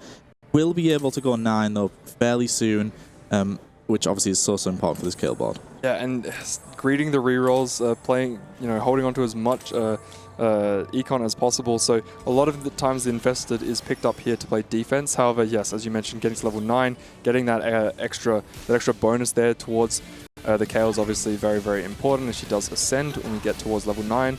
Has access to the double strike, so going to be hitting quite hard. But missing out on that double Rage Blade was so crucial. And now we've got an extra JG, which is just going to go on towards a Viego. To be honest, in this current setup, you get 2 Soul Fighter in for free, you get 4 Duelists. The Viego 2 will do a decent amount of damage, but you're going up against the likes of these capped Sorcerer players who are playing around 2-star 5 costs instead. Yeah, and unfortunately, I mean, just imagine how different this game is for Kesman if you get the Rage Blade instantly. You probably win all of Stage 3, at least the majority of the rounds. Is able to get to level 9 here and is now in a position where they have to win out. Aki is also in that similar position. Shredding, we see, hit Nico 3, so this EVOS squad are up against it here, and we need to find something better to hold these items, because I think just get the Braum coming through here, which is also playing Denial. Elsewhere, there is a Luchador player, of course. We often see the Wraith variant played with sometimes with Kale. Juggernaut is the other really good option. Cassante was taken out of the pool early on, which does cause a little bit of a problem. So Kesman just going for as much beef as possible and just trying to itemize his Lee Sin as some kind of secondary carry. Yeah, we can actually see they're shredding, sacking his board a little bit there, not putting the items on towards the Smolder, but does eventually start to put it onto Smolder after recognizing that Kale is level 9, is still a decently strong board, but shredding still doesn't want to lose by much. No, you don't want to get completely wiped. Yeah, and the Zac is making his way towards the backline. Kale has more than enough damage. Now that we have the Rage Blade, we are online. And it's going to be just a small loss there for shredding, but look at the EVOS names down there in the bottom 3. If 2 of these players go out, then it's going to be damn near impossible for them to win this match. Yeah, so Wojtek at the top of the lobby, sitting on a lot of HP. His streak did just come to an end though, so it was the player that was setting the tempo. We do see Aki though. I think this is 3 wins in a row now. I feel like it's been 17 for a couple of rounds. So Aki's at least somewhat stabilized. We're checking in here with Ego, who's just so strong. Now, this is the spot that is very suspect. Yeah, and so VCLF has managed to get the TF2 online. With those items is absolutely perfect. You're going to have so much stall in front line, especially with the CC that comes there with the Luchador, and is going to be putting themselves in a very good spot. Aki, on the other hand, though, is going to make it to level 9 off the back of the extra econ. And you mentioned that Wojtek was up there with a lot of HP, so if Aki can play as the win-out player and actually play for first, then it's all going to be up to Wojtek to just hold on, play for second, and you can even let 2 of your players go 7-8. Yeah, I think for Shredding right now, he's just thinking, okay, if I can pick up at least 1 placement, that will do. Unfortunately for EVOS, they are in a position where one of their guys is going to be going in this bottom 2 position. Just off matchups alone. You just kind of have to let it play out. No one try to be weaker than each other. Whoever's the strongest board is the strongest board. You've got to back this Kale composition now that it has made it to 9. We do see it coming up against that Luchador on the other side. We do have Yone 2 finally. So the items have moved over there. The Luchador emblem's moved over there. Should be a lot more reliable than Samira. But whether or not this Luchador composition is able to do enough, Yone is still just really providing nothing at all to this team, and Kale is just providing so much more damage. And there is the double declaw, so there is a lot of stall here, but we're just seeing the power of level 9 Kale. Too much damage is coming through here. Samira's just executed herself by diving in the way of the Kale, and I think that will be enough. Just barely, TF nearly clutched out the kill.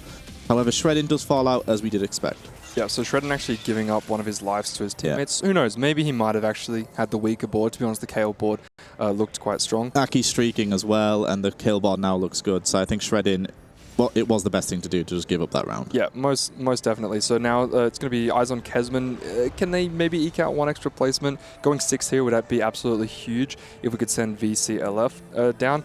as we do get a nice look here at Aki's board, who has two of arguably the best fruit there for the Sorcerer lineup. Having the Shadow Clone on towards the Karma as well as the Fusion Dance with the Gwen makes them both very powerful. And as long as your front line can stall for just a little bit, then the Sorcerers can blow up other opposition's front line. Babzera's coming up against VCLF, but doesn't look like he's made himself much weaker. I think actually items maybe came off the owner, so has weakened his front line quite considerably. Is still killing a few units and able to keep VCLF alive there, but we're seeing the power of level 9 Kale. It just walked over this ego board. Aki did lose, but was the one player that could maybe just take a small hit. Was able to do so there. Whether or not VCLF will actually be able to pick up a win when it comes up against someone that's not sacrificing their front line, we'll have to see, because this board has been struggling outside of that. Yeah, the Luchador's a little bit more unconventional, but has managed... This Yone doesn't look like it's doing too much damage, which I would expect quite a bit more if I was him from the 2-star, but...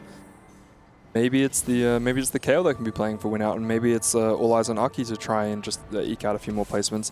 As we do see the Sorcerer board going up against Babzera, so Ego is looking quite strong here. Babzera has a bit of HP to work with, does end up slamming the Declaw on towards the Leona, but maybe recognizing that this Sorcerer board should have more than enough damage to get through it.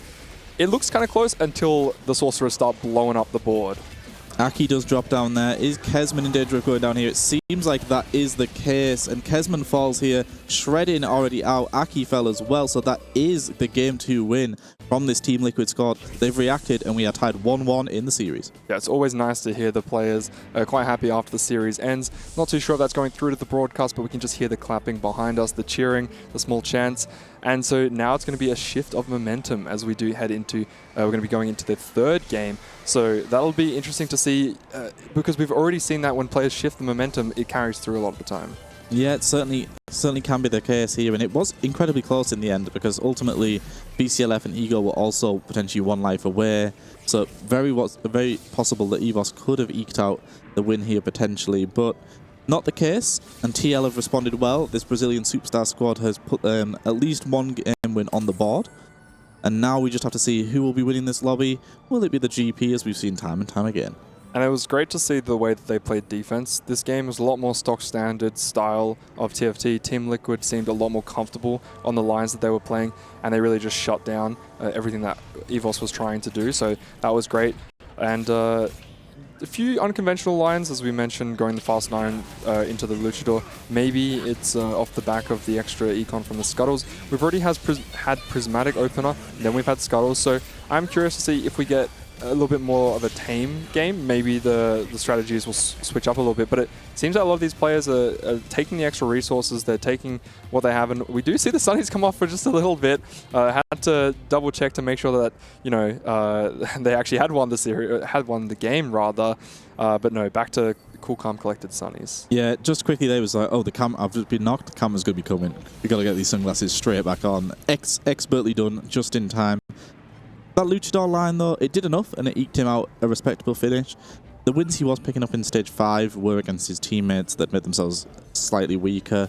So I'm still not entirely convinced by whether or not that would have been able to keep up with some of these actual boards, and we saw it get wiped by a ghost in the end. So, but more than enough to just eke out a solid finish. Yeah, I wanted to say that TL have done such a great job, especially in Stage 5 of sacking rounds up against one another. It really just felt like the HP advantage players were giving their all to the players who needed a helping hand, and that's all that they really needed to do, because if this was solo queue, any one of them most likely would have died in a couple of the scenarios. But playing in a team environment, as we do see a couple more players falling, we are down to our final 3, and what a clean way to bounce back and having 3 players in the top 3. Wojtek falling out in 4th place there. You heard a little whoop in the background from the TL squad. Going 1-2-3 here is certainly a good way to swing right back in the other direction. And EVOS, the first game was pretty convincing for themselves. TL on the flip side here are really commanding wins. So, whereas in some of the other series we've seen tiebreakers be required, going all the way down to the last fight to see who can eke this out. These have been 2 pretty one-sided wins in either direction. Yeah, you could have watched either game on its own and not in the context of back-to-back, and you would have just assumed that one team was a lot more dominant than the other. It's just the way that they've been playing the game, the way they've set themselves up. So it's going to be interesting to see this final game and see if it appears one-sided, or if it's going to be seem like a close one to close out the series, as we've seen quite a lot of different TFT and a lot of different boards, but we'll just have to wait and see. Yeah, there's a little bit more creeping in than we initially thought. I think some people were just expecting 2 GPs per team, a Sorka guy, a Prodigy guy, a Jin guy, that'd be it. But we've seen Luchadors be played multiple times in a variety of ways. We've seen this volley line. We've seen just general flex play in that people have been building front lines, and then whichever carry they hit at level 8, which we do like to see. That is just the core of TFT. The best players always were the ones that can just tempo themselves into something a little bit more flexible. And there's not as much room for it in this particular meta as we've seen in the past, but definitely the case that there's more than we thought there would be. Yeah, for sure. I mean, if everyone's going to be playing defense, denying, you really cannot afford to have having multiple teammates in the same lineup. So players have prioritized, just playing for that 6th, playing for the 5th, maybe even if they can do a little bit of damage control. A lot of emphasis on the econ here. You can never have too much econ when you're playing 4v4, because it's just going to enable you to have agency, which is super, super important.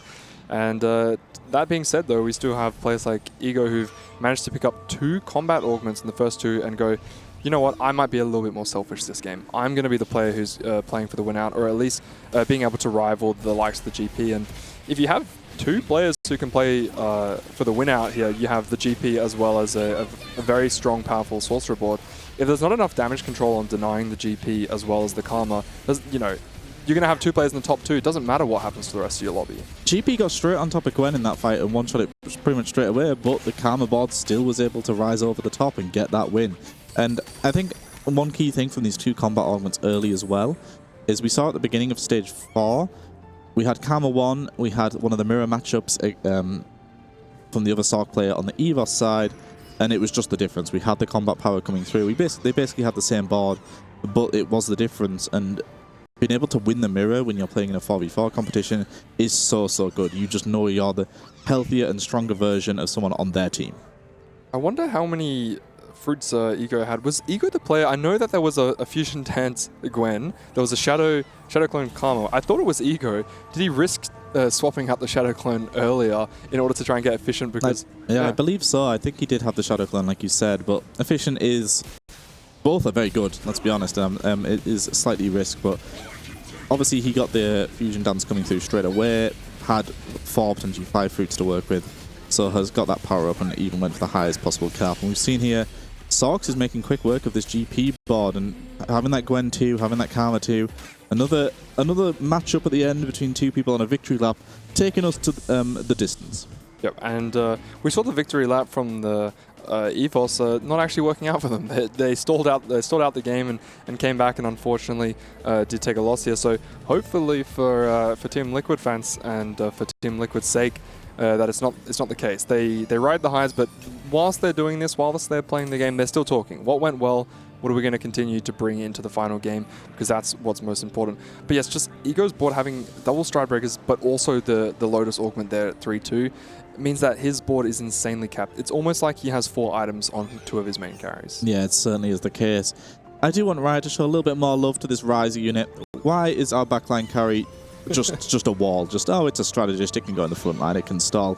This Ryze unit, we've seen it time and time again, it gets 2-star, there's no point in putting an item on it, it doesn't do enough damage, and I do feel a little bit bad for him that he's the hardest worker, his traits are great, we need him on every board, and then he just gets sacrificed in every single matchup at the end. I think he got enough love in the first patch, maybe. That's very true. Yes, yeah, yes. true. Everyone wanted to play Ryze. No one loved Karma. No one wanted to play around this unit. But now look at her. Look at the domination of the Sorcerer board.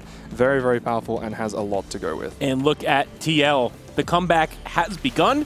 Being down 1-0 and now coming back with a Game 2 win means it's just all down to this last game. The first 2 games no longer really matter, but we got to get back for the game number 3, which will be incredibly important to see who moves on to the upper side of the bracket and who will drop down to the lower side of the group stage. Yeah, certainly will be also important for this team. I think TL, maybe we're coming in here and we're hoping this would be, especially in this particular group, a great matchup for them. They looked at this EVOS squad, but EVOS picked up that first win in the first game, and TL have responded in a great fashion. So ending off the day here, going all the way to 3 games, is exactly what we want to see.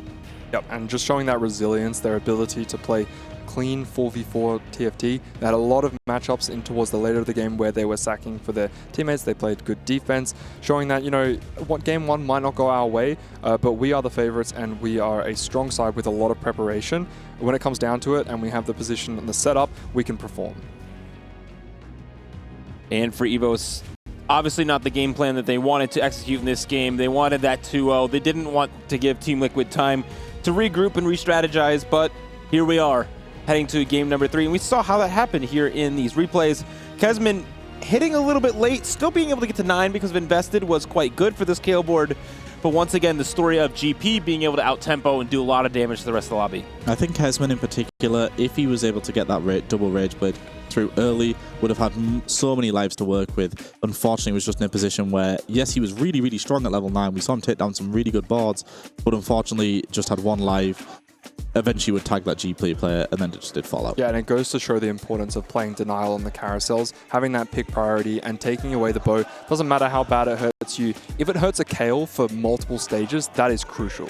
And let's not waste any time because we're all so excited for game number 3. And so we'll be taking a short break, and that final game of the day here on the B stream will happen, and it's going to be epic.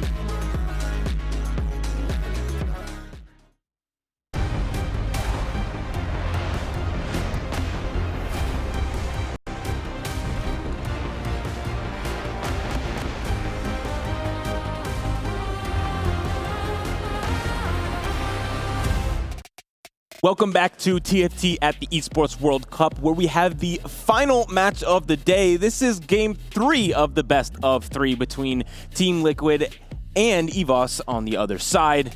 And we kind of predicted this a little bit, that Team Liquid has a lot of experience, especially in competitive TFT, and was maybe going to be able to make the comeback they did here in game number 2. Yeah, that experience really shone through in the second game. I think they just shook off that first result really well.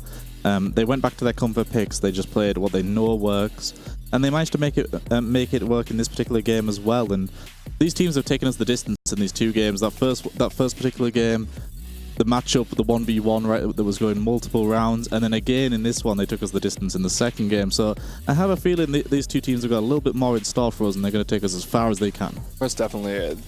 Just to touch upon that, with that experience, we saw it in multiple different levels. So sticking to the comfort zones of locking themselves into sorcerers early, playing around GP, making that known from an early stage means that it's a lot easier to start worrying about the opposite team. We saw that. We also saw the crucial turning point, I would argue, of the game was when they denied Bo on the carousel. Just not allowing the Kale to come online meant that they had enough extra HP to work with, and then we saw that come to fruition in stage 5 when they could leverage the fact that they didn't lose much HP because the Kale wasn't doing anything. A lot of the other players were weak, so now we can start sacking rounds for our teammates. Yeah, but the way this best of 3 format works, they're 1-1. It's all going to come down to this. The previous results do not matter because this game decides it all. Who will win it? Team Liquid or EVOS? Here we go, gentlemen. Game number 3. In Series 4 of the day, we're going all the way to Game 3. It's a best of 1 now to mirror between these 2 teams to see which will be moving potentially into the elimination bracket tomorrow, and whereas the other team can having a little bit more breathing room. Yep, and we talked about how they started off with a prismatic option in the first game, and then they went towards the scuttle puddle, so they had a lot of extra resources. Component anvils, it allows players to, lock themselves into a line and get a decent amount of tempo, but I would argue it does definitely, bode well for a standard, more stock standard way of playing the game, unless we get a prismatic option. Yeah, which, knowing how this game often works, wouldn't surprise you at all, but as you've said, yeah, often does mean a slightly lower cap, potentially, compared to some of the ones that give you so many more resources. It does make it a little bit harder to guarantee a streak. We've seen some of these setups where someone has maybe 1 or 2 upgrades, and it's just clear that they'll be able to put together potentially a 5 streak. Everybody's going to be a lot stronger when you have component anvils opener. And a lot more flexibility when it comes to your opener. We've seen that the players are a little bit more hesitant to pick up their augment just because they want to have a bit of communication with the rest of their teammate and go, I have to do this, I can't do that, just because of the items that they're given and some of their upgrades. However, in a position like this, if you have access to a lot of different component anvils, you can kind of really pick and choose. There are a few combinations of open components that would really force you to play a certain way. As we do see Ego manages to pick up a GP, has already the Midas Touch there, has the Kraken Slayer, and 2 component anvils means there's a good chance we're going to be able to get 2 item GP here. Yeah, really good opener here, and just components are so nice already. Like you said, the chances of the 2 item GPs just went up even more so. So should be in a really good spot there. And as you pointed out, Midas Touch early just gets you so much extra econ. Has option of the time skip, but unfortunately, if you disable your shop, you can't rip those component anvils, as that is an interaction. And I think he recognizes that. He's played the game before. We've seen Scapegoat picked up a couple of times just for a little bit of extra econ. I honestly feel like this augment is usually not valued super highly in solo queue. However, I think a lot of these players have been just taking econ for the sake of taking econ. Yeah, it's the same. There's a few options here. Pyromaniac as well. It's okay, but it does guarantee that you have burn, which is also always nice to have as well. Hard bargain. When we thought about potentially how, yes, you could have a lot of value with it in the early game in 4v4, but late game having the no ability to deny, that could be an issue. Does it work for GP? Because if you're the GP player, you're pretty selfish, I would say. You're not the player who's looking to We got a Kabuko as well. Yeah, exactly. You're not the player who's looking to deny Edge of Night. Access to Edge of Night if he wants it. Does have IE as well if he wants to try and secure a few more. He's waiting till he goes up against, to see if he goes up against someone in his team. He is not, so he's going to slam that Edge of Night. And so yes, he can't play defense as well. He can't deny, but a lot of the times when you have a GP player, they are trying to be selfish and they're trying to play for the win out because it is a comp that usually can win out if they have enough resources to get there. So I think it makes perfect sense. However, it is a little bit scary because TL just came off the back of a win by playing as a team. Yeah, we talked about this particular augment quite a bit because early game, we both think, yeah, this is probably going to give you a lot of extra power. Late game, though, it could be a little bit of an issue here. Kesman, though, a player that's got direction, really early committed. Edge of Night coming through the Void stuff as well. We've seen Supreme Cells paired with that All Out have quite a bit of success. We've not really seen it played committed to so early. We've seen people pivot into it with the likes of Salvage Bin. But Kesman here just sitting at 2-1. The Supreme Cell line is for me. Yeah, I mean, we've seen in previous games players picking up the emblems or items such as the sorcerers, which lock them into the line, actually having some decent success because they can focus on the 4v4 as a whole. And so if you pick this up, you know, the GP makes sense. Void Staff a little bit unconventional, but we do know it is a great item on towards the Akali. If we can pair this with something like a Hodge or Rabadons, we're going to have enough damage to be able to execute some of the backline. And who knows, maybe that he scouted around and saw that a lot of players are playing back to front comps where the Akali can do quite well. Akali can get on towards the backline and really shake things up, and also if you play around the all-out Cassante, as long as they don't have a super singular frontline tank like the Malphite, or if you're playing in towards the Jhin and the Mundo, then it's quite easy to tear apart front lines. Yeah, and I do think 2-Trick here coming through as well. It's a lot of direction early on. He's instantly got the crew package, essentially. Janna isn't something you're necessarily too bothered about 2 or 3 starring, but if you get it this early and you've taught the rest of your team, we know how solid crew can be. Often we see 2-Trick not necessarily lent into as a reroll composition, but when you get the crew package, why not?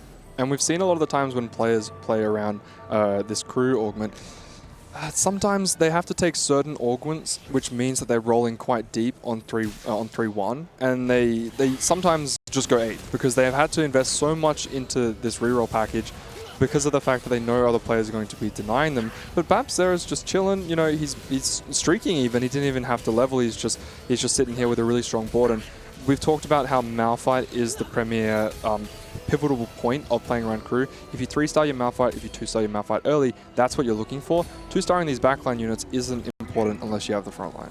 Yeah, certainly. And coming in here as well, able to play it from ahead. We've seen crew not be win streaking because just the nature of the composition in stage 2 often can struggle. Having 2 slams on top of Malphite, having that protector in already, just makes it so unkillable in the early game. And TL already have a player here that has a really good setup for GP, another player that's got a crew line which is just quite simplistic to play out and things can't really go too wrong. It's very hard to deny these crew players, other than potentially Zig sometimes later on. So TL early game will be pretty happy with their option. Yeah, we have seen a lot of players desperately holding on to as many Zigs as possible. We've seen a lot of players even 2-starring it and just keeping it on the bench for quite some time. So we'll have to see what it is that EVOS can do to try and bring back the chaos. We see a couple of upgrades coming in through there. Maybe a pre-level, maybe picking up the 2 costs from the carousels. I do believe we saw the Jhin. Most of the level ups coming through here, as most of the players want to be level 5 and be as strong as possible. We do have Shred in here, potentially not leveling, is playing into a pretty stock standard Sork line, I would say. Although with the way that the items have been slammed, this is quite nice because now we can flex between Yuumi as well. Yeah, especially Gargoyles. It feels like it's slightly better in the Yuumi line. Leona is the solo frontliner, just surviving a long time. It can work, of course, on top of Swain, but in general, the Sorks, sometimes you're a little bit more clumped, you get a little bit less Gargoyle value. But either way, for shredding, both lines are good and both lines are open. Yeah, and very, very comfortable. Even playing around the Syndra means that it's nice. You can take in towards the Star Guardian. He does have access to an Aatrox 2-star as well, so maybe you can lean back in towards the Sorcerers and then play around the mech there. So a few different options. Sometimes it can be a little bit awkward when fully flexing between the 2 lines, especially in a 4v4 environment where you have to play defense and you're holding on to other units, because there's so many different smaller units that you actually do want upgraded on both sides. Yeah, it feels like Yuumi's definitely going to be the easier to play. There's always going to be potentially multiple Sork players. The Sork's general package, the likes of Jarvan, harder to hit, of course.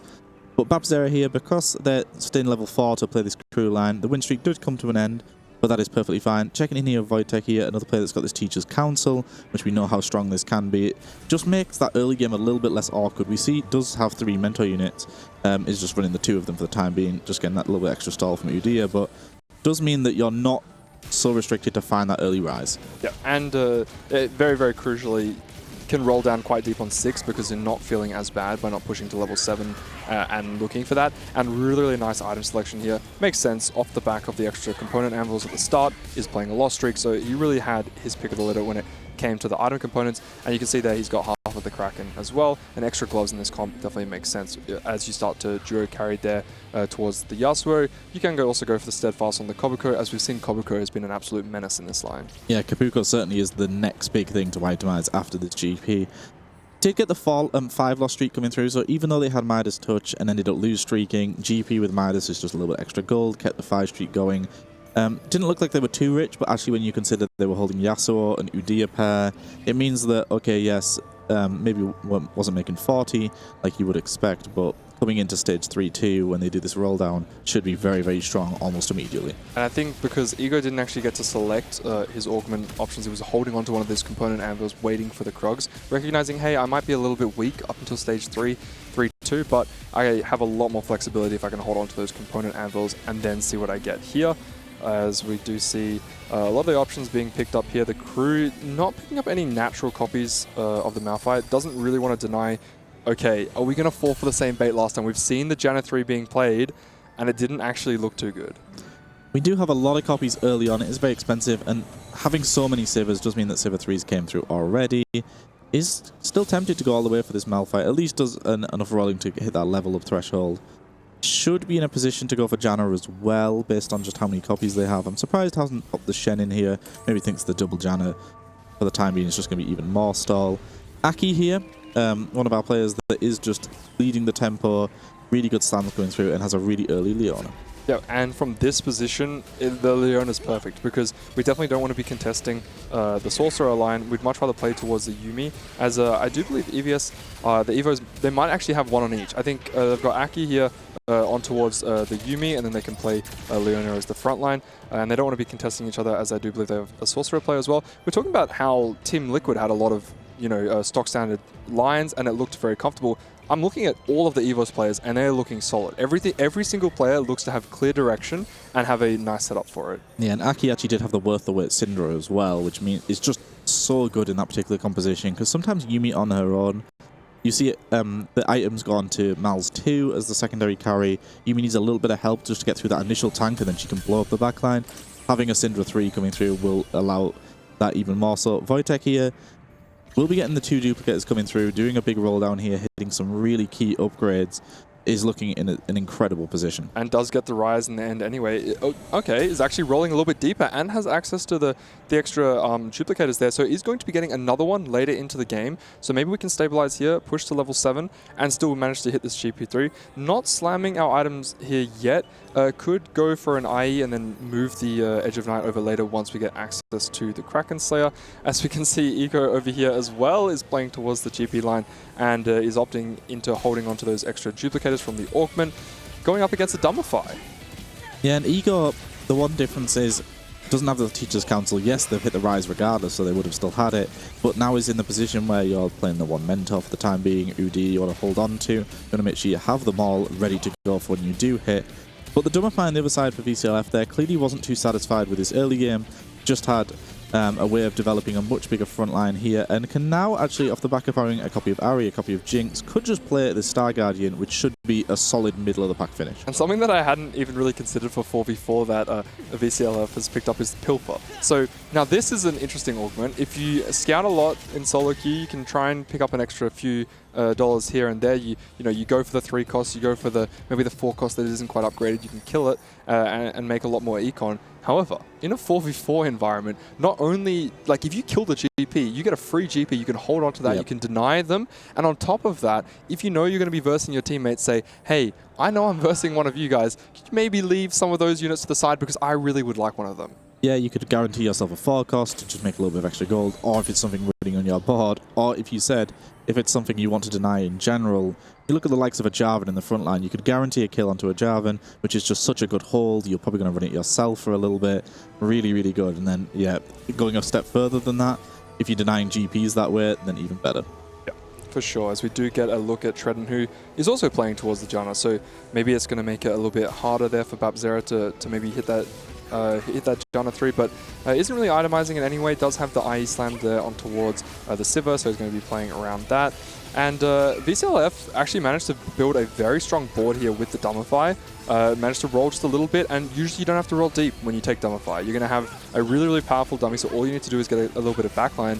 As I say that, though, going up against the restart mission, Shredding's board is looking very powerful, and that's kind of like Dumbify-esque, except in the form of upgraded champion. Yeah, you got a pretty good restart mission in the. There's a little bit of overlap there. You got the Rakan, you got the Garen coming through, the Shen as well. So sometimes you see it and you just get like a lot of backliners and you don't have any way of stalling. But as far as restart missions goes for Shredding, really, really solid here, keeping that streak going. And now EVOS do have 2 people setting tempo with a lot of HP to work with. The rest of their players look like they're in pretty good spots. So, as you said, EVOS, from early on, it looked like potentially TL had the 2 players that had really good line recognition, but EVOS, everybody settled into something. Yep, and you see Lucas picking up the bow, very crucial there, but a lot of the forecasts, I would say, not high priority, a relatively tame carousel, and it looks like Ego's actually going to manage to get a forecast there because he's taken the augments, which kept him in prison. He's not allowed to move. He's not allowed to choose which item or champion that he gets, but he's going to be picking up the highest cost, and he's going to be quite happy with that, as it's cloaks, extra cloaks in GP lines are definitely not bad. Certainly not bad at all. As you said, that Kabuko just getting itemized with extra defensive components is so tanky. He's in a position where it's not guaranteed by any means you hit GP, but has a relatively good amount of copies. Econ is still fine, hasn't rolled too deep, and does have 2 full duplicates coming through. Very likely to at least, very likely in this game to find this GP3 potentially.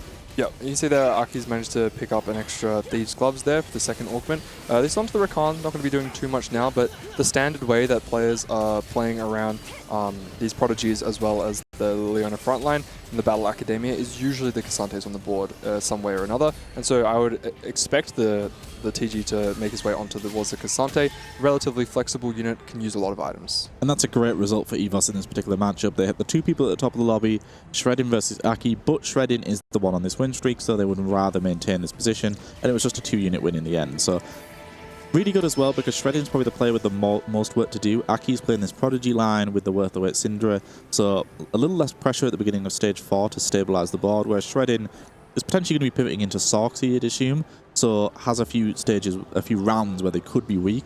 So having Shredding be the player that is win streaking is really, really nice. And having this much econ to work with definitely makes me think that it's a position where you want to roll down, stabilize, and then play for the win out. You want to be getting to level 9. We know that if you can get to the Gwen 2 online, that's really the win con for the Sorcerers. You can get the double fruit on towards the Karma and the Gwen, and then that's how you're going to be winning lobbies.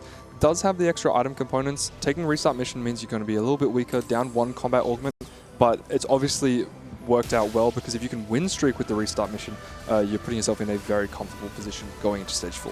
Perhaps Zera still doesn't have that Malphite on the other side, so is level 6 10 gold, so has done quite a little bit of rolling. Enough rolling to at least push to 6 to try and find this Malphite, and you can see the gold is absolutely non-existent pretty much, so unfortunately he wasn't able to pick that up, and as you pointed out, that's more important than any of these backliners. And the Janna, the 3 still not coming through, and unless Babzera gets dropped a whole bunch of Janna items here, it's a little bit awkward because we have the IE Slam, so usually you want to try and stack items, so get multiple items on towards the Siva. So we will potentially get a Janna 3 online later, but it's not really likely to have too many items here. But just holding on to it because that's the only thing that we're really hitting. Already has access to the Cassante as well, can potentially fit the board, but also can be used as to deny. And Wojtek here has essentially hit GP. So we check in here with Ego, 5 copies. The same situation with team building coming through, so it was a race between the 2 of them. Which one can hit first? Because as soon as you pop those duplicates, then it's so much harder for the other person to hit. They might have the 2 dupes themselves, but we actually see here that for the EVOS player, as soon as the second duplicate arrives, they have it ready to go. So really, really strong position to be in. Wojtek does pop that, exactly, gets this upgrade coming through, and that's going to slow the tempo of the TL player that's angling the same line as you. Really, really solid position to be in. The player that I do want to keep an eye on, though, Kesman, committed to this Supreme Cell line really early on and has a lot to do. We saw the board, barely had any of the components. Yep, and does get that GP online on 4-1 considerably early, and now he can tell the rest of his team, hey guys, hold on to GPs. You're going to be slowing down the opposition so much, and That's exactly what you need to do in the 4v4 setup, as we do see there over Ego. Down to 20 gold, doesn't really have too much to work with. He's playing a little bit of defense there. We can see Akali and Cassante. And I don't know if Ego is really in a position to be playing defense. His rival's taken all of the GPs. It's looking quite scary for him. Doesn't even have, I would say, true biss on towards the GP. Is having to settle for an LW for now. And losing this particular matchup, if it is the case with Ezreal sniping all the damage dealers in the backline, that is going to be the instance. But losing this particular matchup, Shreddin's just playing the restart mission board. It's just a jumbled mess of whatever he got given. He was almost pre-leveled completely to 8, so he's about to do a really big roll down. This was a round where you could potentially expect to pick up a free win, and not able to even do that is definitely a rough spot to be in. And 4-2, we do have our augment selection here. It's going to go for the Spirit Link. Makes sense. You got a lot of frontline to work with, a lot of HP totals.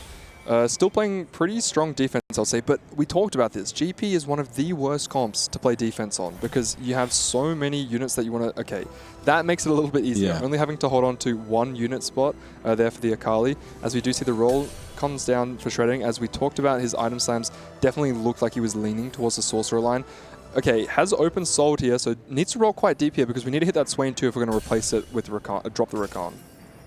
Kesman, I just saw, made a GP2. So as you've said, the freedom now from this team to be able to go ahead and pick up those copies themselves. Kesman looking elsewhere and seeing his Akali 2 is being held. Lucas did have a pretty fairly free hit on this particular one, but doesn't get the Jhin upgrade through in time though, and coming up against Shreddin, who's the player on the streak, you really wanted to punish him this round. Oh, that feels really, really bad because he's obviously used the too much value to roll so many times, but still felt the need to take not just one, but two lesser champ dupe augments.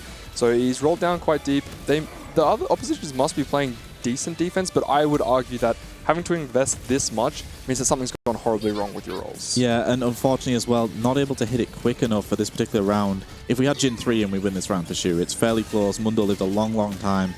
And Shredding 4-1 hadn't even transitioned yet, got a matchup he could keep his streak going before transitioning his board.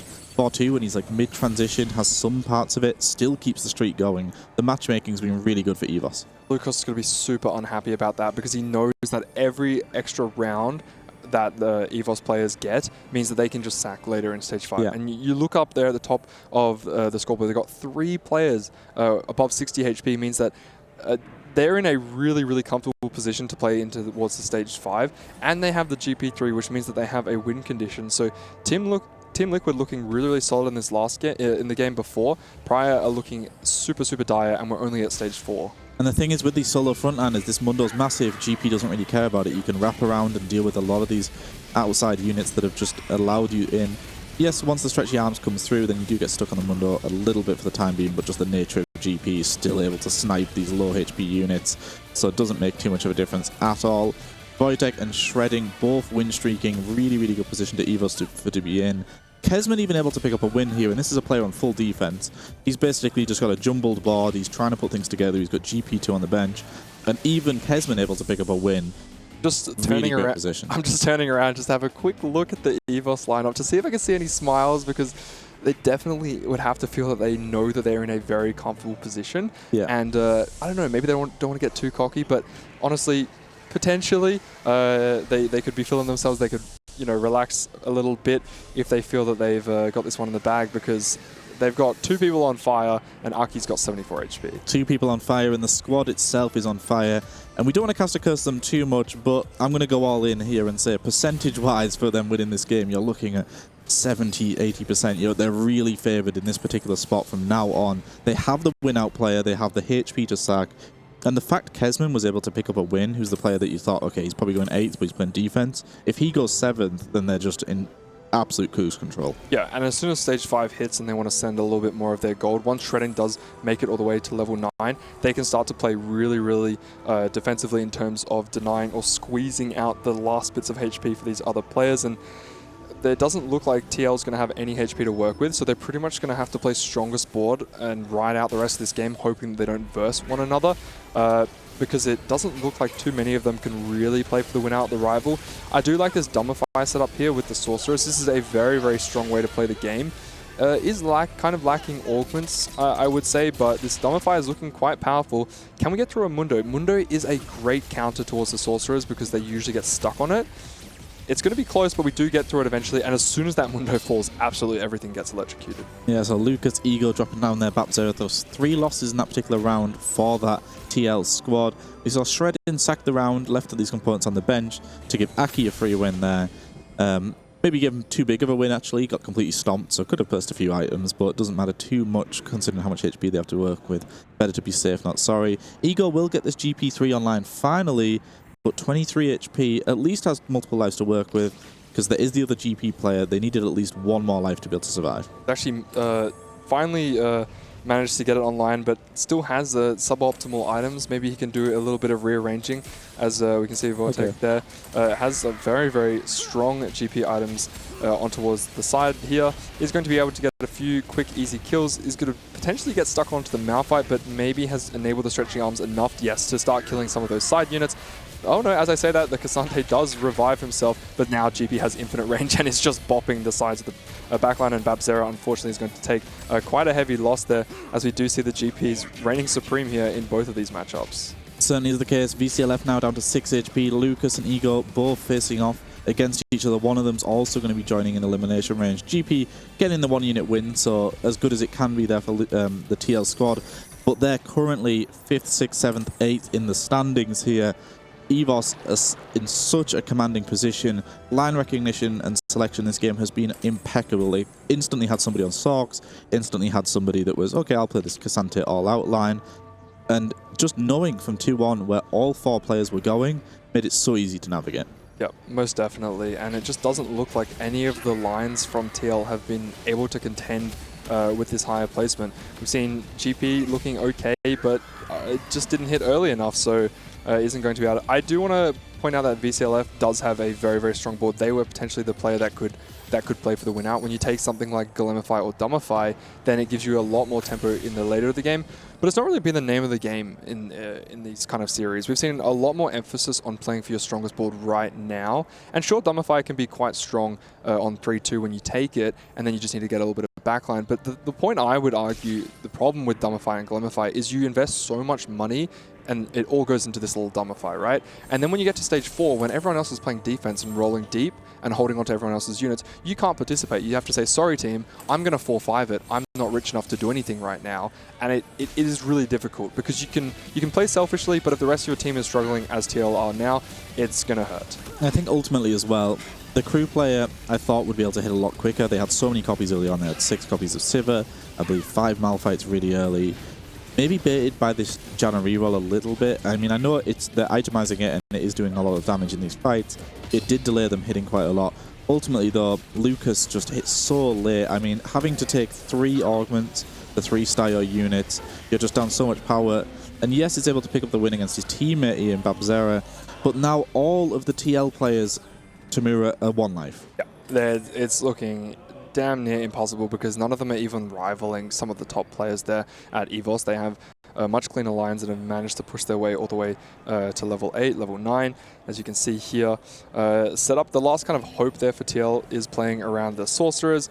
As we get a quick scan at some of the other boards, the Yuumi board never really came online, but it doesn't matter because, as you said, worth the wait. Playing around that Syndra is super, super powerful anyway, and you can just play HP preservation. Yeah, of course, and Syndra is just such a good worth the wait hit. I think worth the wait, we talked about how worth the wait 2 for the Prismatic, there's a lot of misses. Worth the wait 1, so many of these 1 costs are really, really good. And especially in 4v4, just giving yourself instant tempo, instant direction, so powerful. Lucas here potentially will be dropping out to Aki. TL are in the danger zone here. We hear some of the responses already coming through from some of the EVOS players. They're feeling really good about this game. Yeah, we can see the spirits high from the players. Unfortunately, getting Lucas a POV. drops out here. Ego drops down as well, and BapZera, I believe, also falls. That's TL 678. That is the win for EVOS, and that is maybe the biggest upset of the day. This EVOS squad has no Worlds appearances between them, no Tacticians Crowns appearances. TL is the most in the entirety of EWC. We thought this was heavily favoured in TL's favour. We thought that coming in, EVOS maybe wouldn't have enough to contend this. But what a commanding victory in the end this has been, Tamura. It's not even been, we're looking like a complete wash. Yeah, and that's kind of been the name of the game today, has been the upsets. The lucky side, we'll call it, stage left maybe, for the cast, for the B stream. and the upsets are reigning supreme. And Team Liquid, not only were they the favorites in this matchup, but they're club favorites. Team Liquid at the top of the standings right now have so many points, and this TFT could have been something to really cement their victory, as we are heading towards the end of EWC. We are in the later stages, and so something like this would really bring it home. And now they're going to have to play, you know, with their backs against the wall. They don't have that extra life to work with, and it's going to be very, very difficult for them. Yeah, as you touched on, TL were really hopeful about this roster, and by no means are they out. They have the elimination game tomorrow, but it does mean that, as you've said, they're going to have to pick up a win against either one of Rock, which is a very strong roster, the Korean team featuring Araya, we expect a lot of good things from, and then the reigning champions in Wolves. So coming into tomorrow for Team Liquid, they're going to be facing one of the teams that they thought, okay, EVOS is the best matchup in this group by far. They would have been really happy with this particular one. But look at this, Kesman even managed to make, this was the one player you thought, okay, he's been denied on Akali so much, it was very hard for him to hit. Still managed to get this all-out line working, and we know how strong it can be, and coming into it very, very early in the game, getting the 4 Supreme Cells in, just having that Darius for a little bit extra damage, has managed to make it work, and potentially here, Operation top 4 for EVOS, you want to win in style. And that's the scary thing. When you lock yourself into something on 2-1, you're kind of just letting the other team know, hey, I'm playing this. Feel free to deny me if you get the opportunity. And when you're doing it with something like Akali and the all-out Cassante, it's very, very scary. If you play the Sorcerer line, you know, people are going to be denying the Karmas and the J4s regardless, but you have a few different outs. You know, if you 2-star the Ahri, if you get towards Gwen, you know, there's other ways of playing the line where you can be relatively stable and save HP. If you don't have one of these two units 2-star, then your board's going to be extremely weak. And rather than being an absolute stomp, you're going to get run over because you don't have enough damage to swing the tempo of the fight. And have we seen it so far today? At least not on B-Stream, I don't believe. A complete wash in a game. 1, 2, 3, 4 for this EVOS squad. You can hear them behind us. They're so excited. They must be just feeling so incredibly good about this one. And in terms of victory laps, this is the ultimate victory lap. They're going to be able to just, okay, which of us has got the strongest board? Who's getting the win out here? Leaning over to each other and maybe a little bit of trash talking amongst the team. It's the time to do it. I mean, they've earned the right here to have this massive victory lap. And I would say it's a relatively tame game as well. We've seen a lot of these upsets come off the back of a Prismatic opener, and then, you know, they've been given the protagonist. Okay, I'm going to have infinite HP to work with. I can play that tempo line, and then I can sack later. Oh, you've been given the range GP, you play for win out. And then obviously these players are going to do well. Obviously they're going to make it to the top 2, but that was not the case here. We had 2 players contesting the GP line, both of them having to take the lesser champ dupes in order to secure GP3, but that wasn't just it. We had 1 player on Sorcerer, 1 player playing towards the Yuumi line. A lot of variety here, nothing really accelerating that tempo, but they just outclassed them everywhere across the map. I think Kesman deserves so much praise in this particular game, because I thought, especially when we checked in with him at the start of stage 4 and he was about 25 HP, and you looked elsewhere, TL were holding Akali 2s, and it's like, okay, are we going to really make this Supreme Cell all-out line work? But he managed to stabilize, and he realized early on that this was the best route for him to take. And we know how flexible the items can be in that composition. Things like red buff Akali can make use of, so you can just slam things to save HP. So Kesman did really well, considering the rest of his team. I think they were probably thinking, okay, we're going top 3, you just play defense. And he wasn't even looking at his own board almost, he was just holding everything. And then he still managed to get into the top 4, so excellently done. And it's stage 6, and Aki's finally gotten the Yuumi online, which I did mention that we had 1 Sorcerer player, 1 Yuumi player, but not really, to be honest. This was a Fast 9 masterclass playing off the Rising Chaos Syndra, which I'm sure we're going to see more of. The Rising Chaos of the Syndra is so super powerful, and if you get it with worth the wait, then obviously that's going to be sensational as well. Everything about his setup here is just tempo as well. He took a Thief's Gloves at second augment. He's like, okay, I have Syndra 3, just get another item onto this board. Blazing Soul coming through as well, just a little bit more power. All about combat power from that point on after he picked his first augment. So he was just considering tempo, tempo, tempo. He knew he wasn't potentially a win-out player. We see here, tries its best against the GP. GP often with the 1 unit wins, just drops aggro and then just fires away and free hits this board. But expertly done from Aki as well to just tempo the entire game and just have so much HP to work with if EVOS needed it, but they didn't in the end. And he didn't even actually go for the Syndra 4 as the win condition. So we've seen previously with Garen 4, we got to see, but, you know, wanting to play a little bit more for the team, perhaps saying, okay, look, it'd be nice if I got the Syndra 4, but I'd probably rather just pivot in towards the Yuumi and play defense. I'll sell my extra copies and play for the team. And I don't know, I guess the last rounds don't really matter to him, but he hasn't actually moved his items over towards Yuumi, recognizing that, hey, I can just get extra items as well. But typically with this kind of setup, we would expect usually to prioritize the items and then transfer them once we can get towards the Yuumi, as the Yuumi 2-star's usually a lot better than Syndra 3. And there's something about this EVOS squad, because we touched on it earlier on. They came through the qualifier of EMEA. They didn't go to the global qual, so they were one of the original qualified teams, which means they had a great qualifying showing. Some teams had to go again and go to the global quals, the likes of MOUZ, which again on paper you would have as a stronger EMEA roster than EVOS. But EVOS have came in, they did really well in the EMEA quals, and then coming in today, again, people weren't expecting too much out of them, but there's something about this squad, and it's just showing that 4v4 is just a completely different game. The team cohesion matters so much more. When you put together a squad of veterans from Poland, really, people that have just been around the scene for so long, they know they can rely on each other and they know they can trust each other.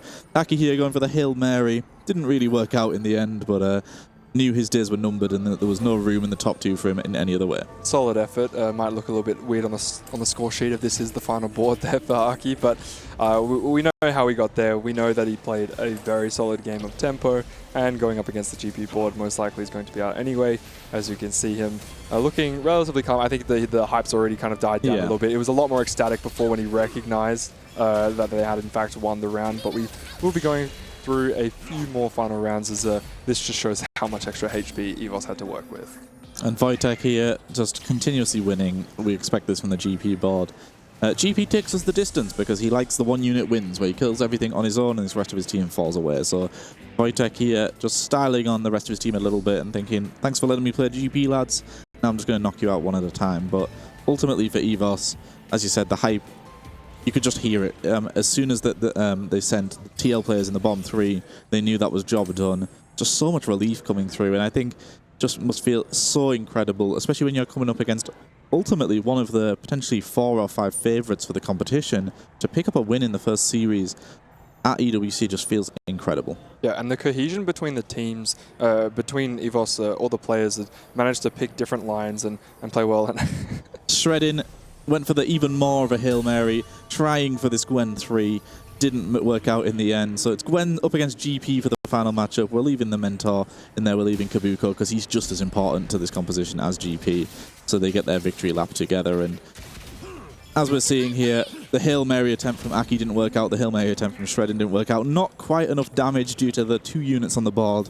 So Wojtek will have one more chance here. And Shredding will have one more turn to find 3 copies of Gwen. But I can't see that happening anytime soon. You can keep going, and we saw Wojtek actually had a Gwen in shop, but isn't able to. It's not double up. Isn't able to pass anything over towards his teammate. Can maybe hold on to some 5 costs to help him out.